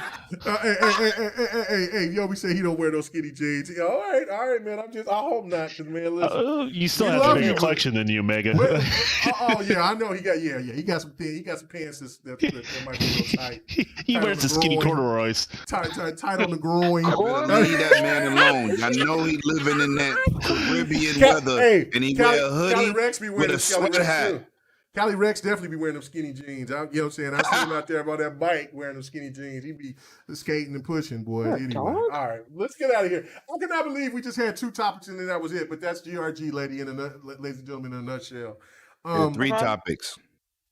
Well, we talked. I have a quick question that's slightly messy, but I swear I'm not trying to be messy. Yeah. Did anybody else forget that COD dropped today? Because I completely forgot. No, I didn't even know that. I see my boy Crap Gamer posting about 4 or 5. Crap Gamer, that's my boy. Listen. Crap Gamer. What's wrong with you? God damn it! Listen. Me, I don't have no problem with Crap. I know Crap is on some bullshit, but listen, that's my boy. But I'm just saying, he was the only boy. I wouldn't call him your boy. Yo, just like in Class Act, that's your boy. Yeah, okay, yeah. That's not his boy. He don't have friends. Oh my God. Okay. Anyway, so in his backyard, twisting off the birds' heads and the squirrels. Weirdo. One-Away said it too. One-Away said it. Wow. All right, wrap it up. Wrap it up. You gotta wrap it up. I don't know. The drink must be getting good. I ain't had nothing. Just keep going. I need to drink to listen to his content, so it don't matter. Ooh. Nikes. Anyway, but no, the only person that I seen posting anything about COD is Crap, and I seen some random person that I don't know. Ironic, very ironic. Mm-hmm. Well, it World is. War II is dead. Somebody just posted. Somebody just posted in one of these Facebook groups said, "Oh, dude said Battlefield or COD." Dude said Battlefield been dead since 3, so I just typed World War II been dead for 50 years. Right. So serious question: did they ever even announce a trailer for the game? Yeah, that's what I'm saying. I've never seen it. Like in all seriousness, I've never seen it. That's what I'm like. No bullshit. Like I'm just like. I didn't see a trend. I didn't just see just put it out there. Once you dismiss it in your everybody, it's World War II. It's World War II. Exactly. Once we heard about that, y'all, if they go World War II, it's not gonna get that reception. Exactly. And that's what happened. Well, no, you're right. You're right. Ignoring him because of that. I was about to get into. I wanted to get into that discussion about, you know what I'm saying, about the CEO co-lead leaving Blizzard and leaving Mikey Barra in the cold. But you know what I'm saying, that we will talk about it if not next week or sometime during the week or whatever. But dumpster fire. Yep. There you go. Activision is not looking really hot right now, but this is they all looking hot. Hot seat. Oh, well, yeah. They're looking like them Lakers, as my boy Shaq. Okay, see, from the logo. That was I like him. Oh, bro. He's tough. I love that young boy. That boy tough. That's funny. What you doing wearing that Batman shirt? I'm Batman. You Batman? You okay? Don't tell everybody. We gotta hear this. Does that make K Mega Robin? That makes K Mega Robin, man. That makes K Mega Super Robin. Super Robin. Yeah, Super Robin. He said Super Robin. Oh my Lord. Take Batman's female ass. Anyway, I can find me at 108 Dragons TV. He's bugging. Okay. All right. So I'm gonna make this bacon and eggs in the middle of the night because I'm starving. All right. What's up? Speculation. What's going on? Hope y'all had a good show. This is my thing right here is that I see y'all made me forget what I was going to say. No, okay. With the whole situation with Activision, I want to be real quick about that. Robin. Yeah.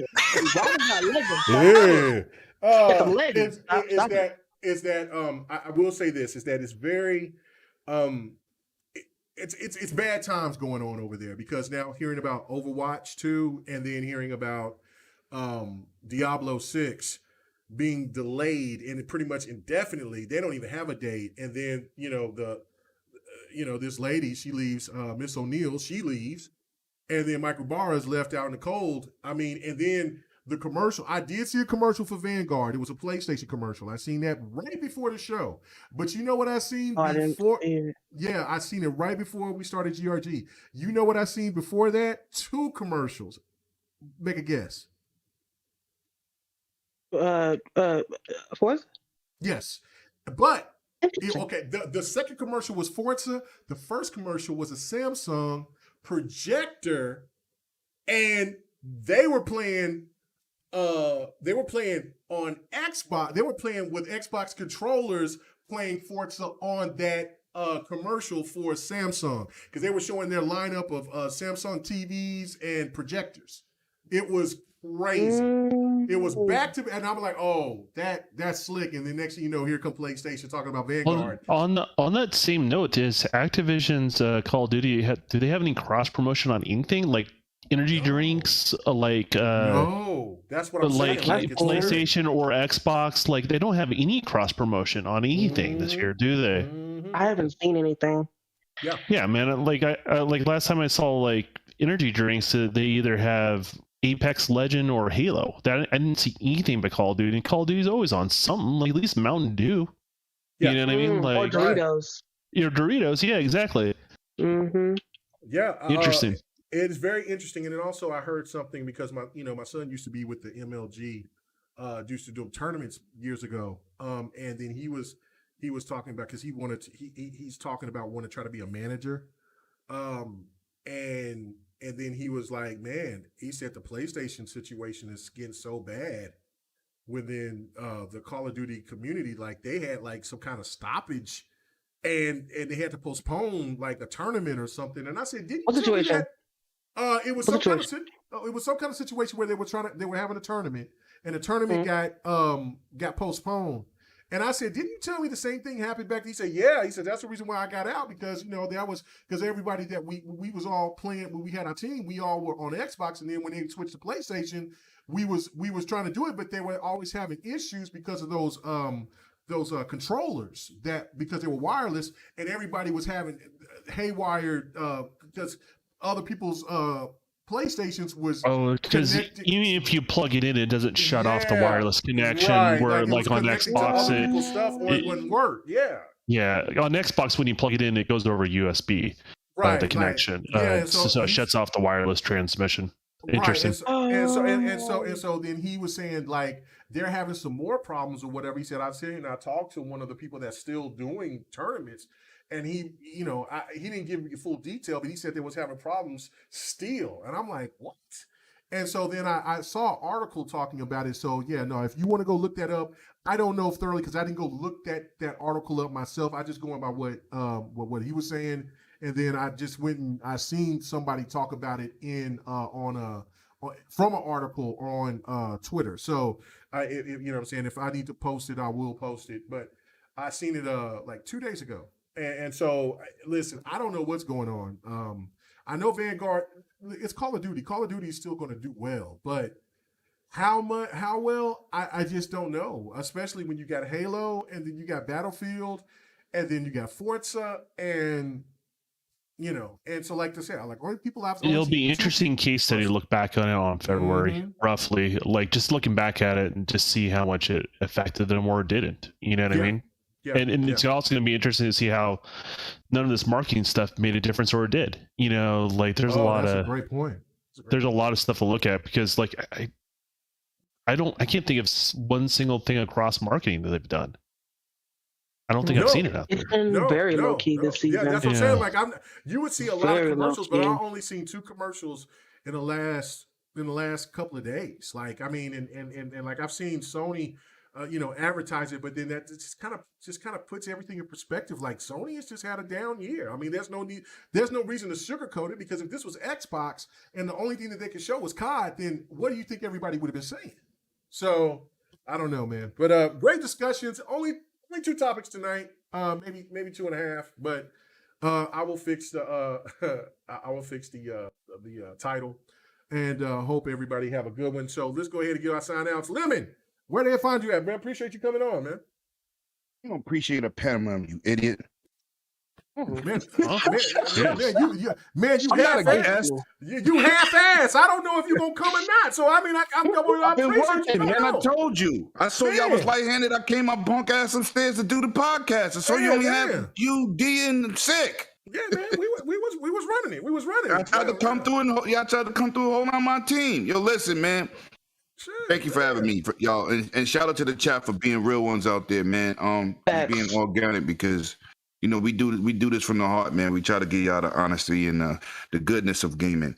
You can find me at 108 Dragons. You can find me on the Dragons Den podcast tomorrow 6 p.m. Eastern Standard Time.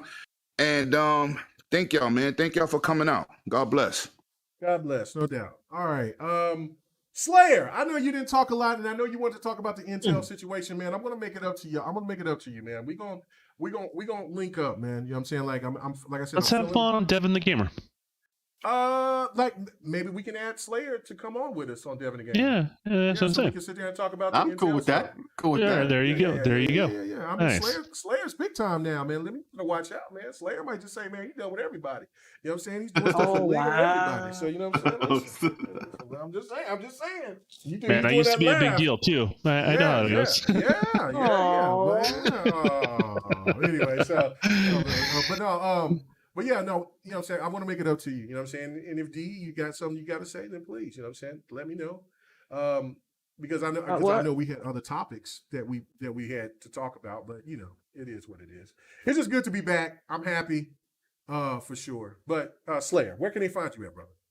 Well, you can always find me on Twitter. You can always find me everywhere great games are played, minus Nintendo, they still get the thumbs down. Anyway, all right.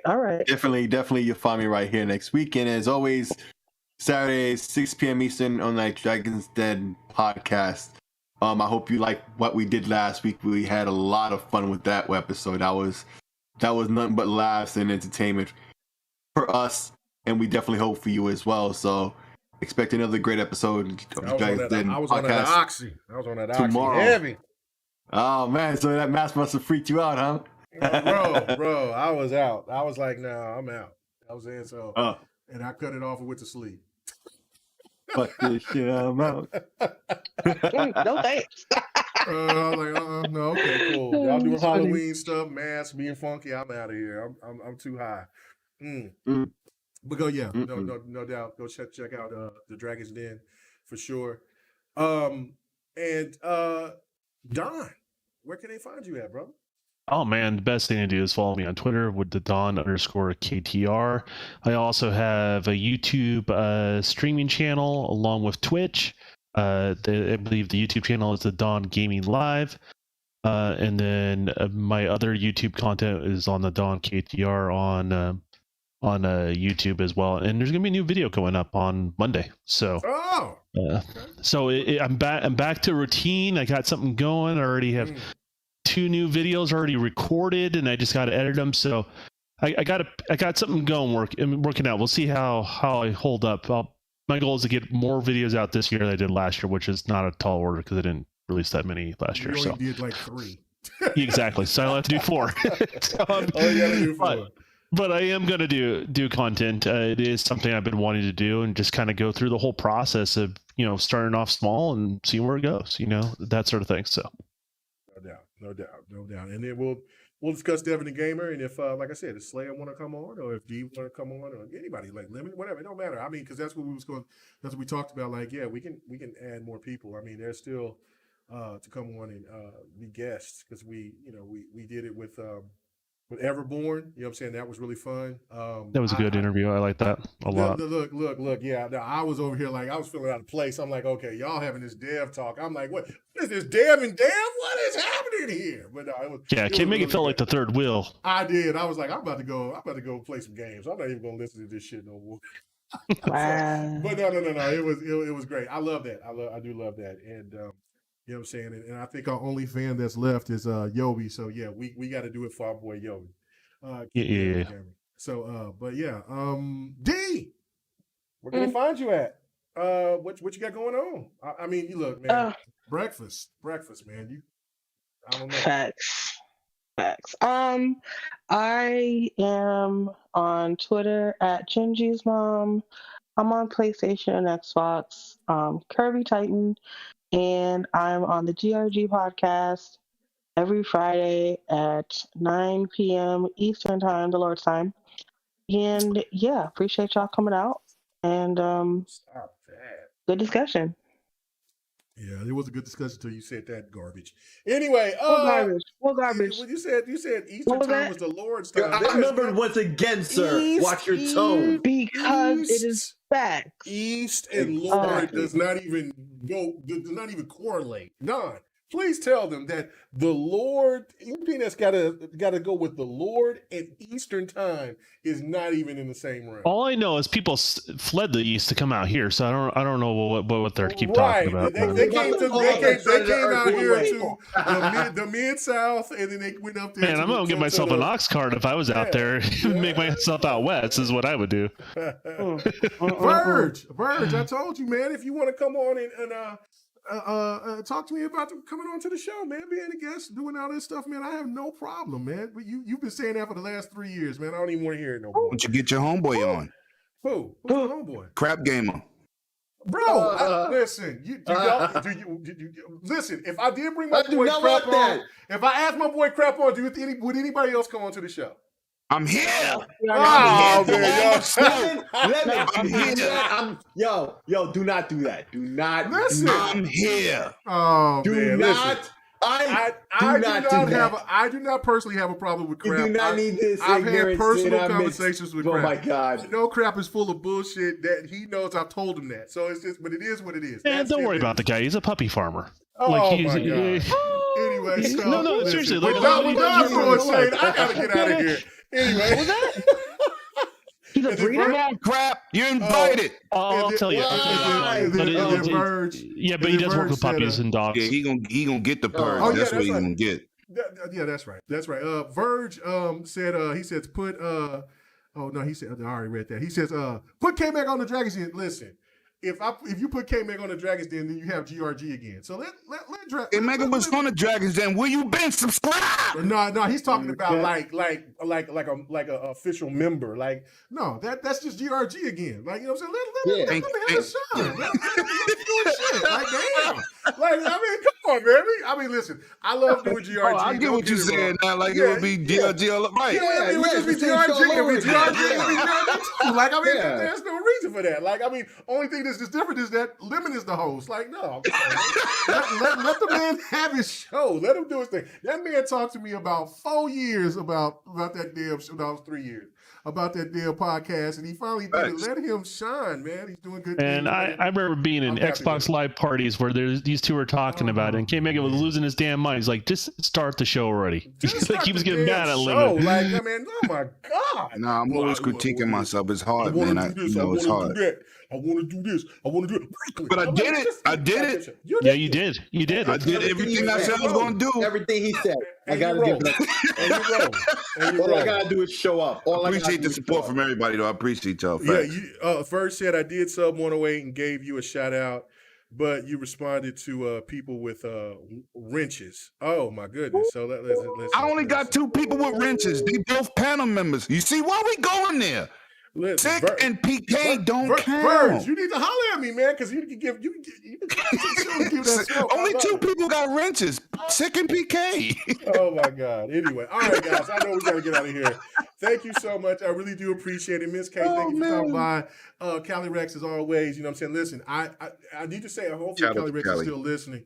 Cali Rex, no doubt. The homie. Please do not give up on me about the podcast, the other podcast that I'm going to be working on.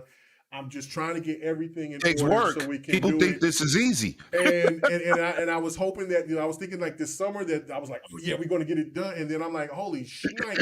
But I already got topics for the podcast. And so for people for the new podcast, and listen, this podcast is not, it'll have some gaming stuff in it, but this is more going to be about entertainment and politics. And so it's going to get it. And I'm going to reach out to all different types of people so I can try to get a different perspective of all different things. So can we get messy?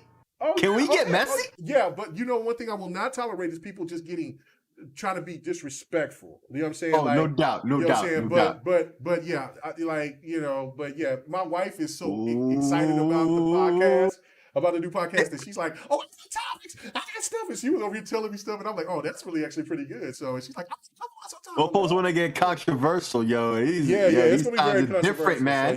So these times is different, man. I don't know what you're talking about, but but I think if I ever go on, man, man. Yeah, but yeah, I do appreciate you guys for coming and checking out the GRG podcast every week. I know that like the content just don't come as fluid as it used to, but you know what? Listen, you know what I'm saying? I do appreciate you guys being here and supporting for me and the people here. You know what I'm saying? Even if I'm not doing something, at least you're going out there and you're checking them out. And that's a blessing for me, and that makes me happy. So anyway, everybody have a good one. Let's not prolong this anymore. Let's get the hell out of here. Everybody, peace. Bye. Get your seats so we can do the pants off dance off. Anyway. Hey, thanks for checking out the GRG podcast. All your gaming news and our special topic of the week. Make sure to join us every Friday night, 8:30 p.m. Eastern, 9:30 p.m. Central, 6:30 p.m. Pacific. This was the GRG podcast.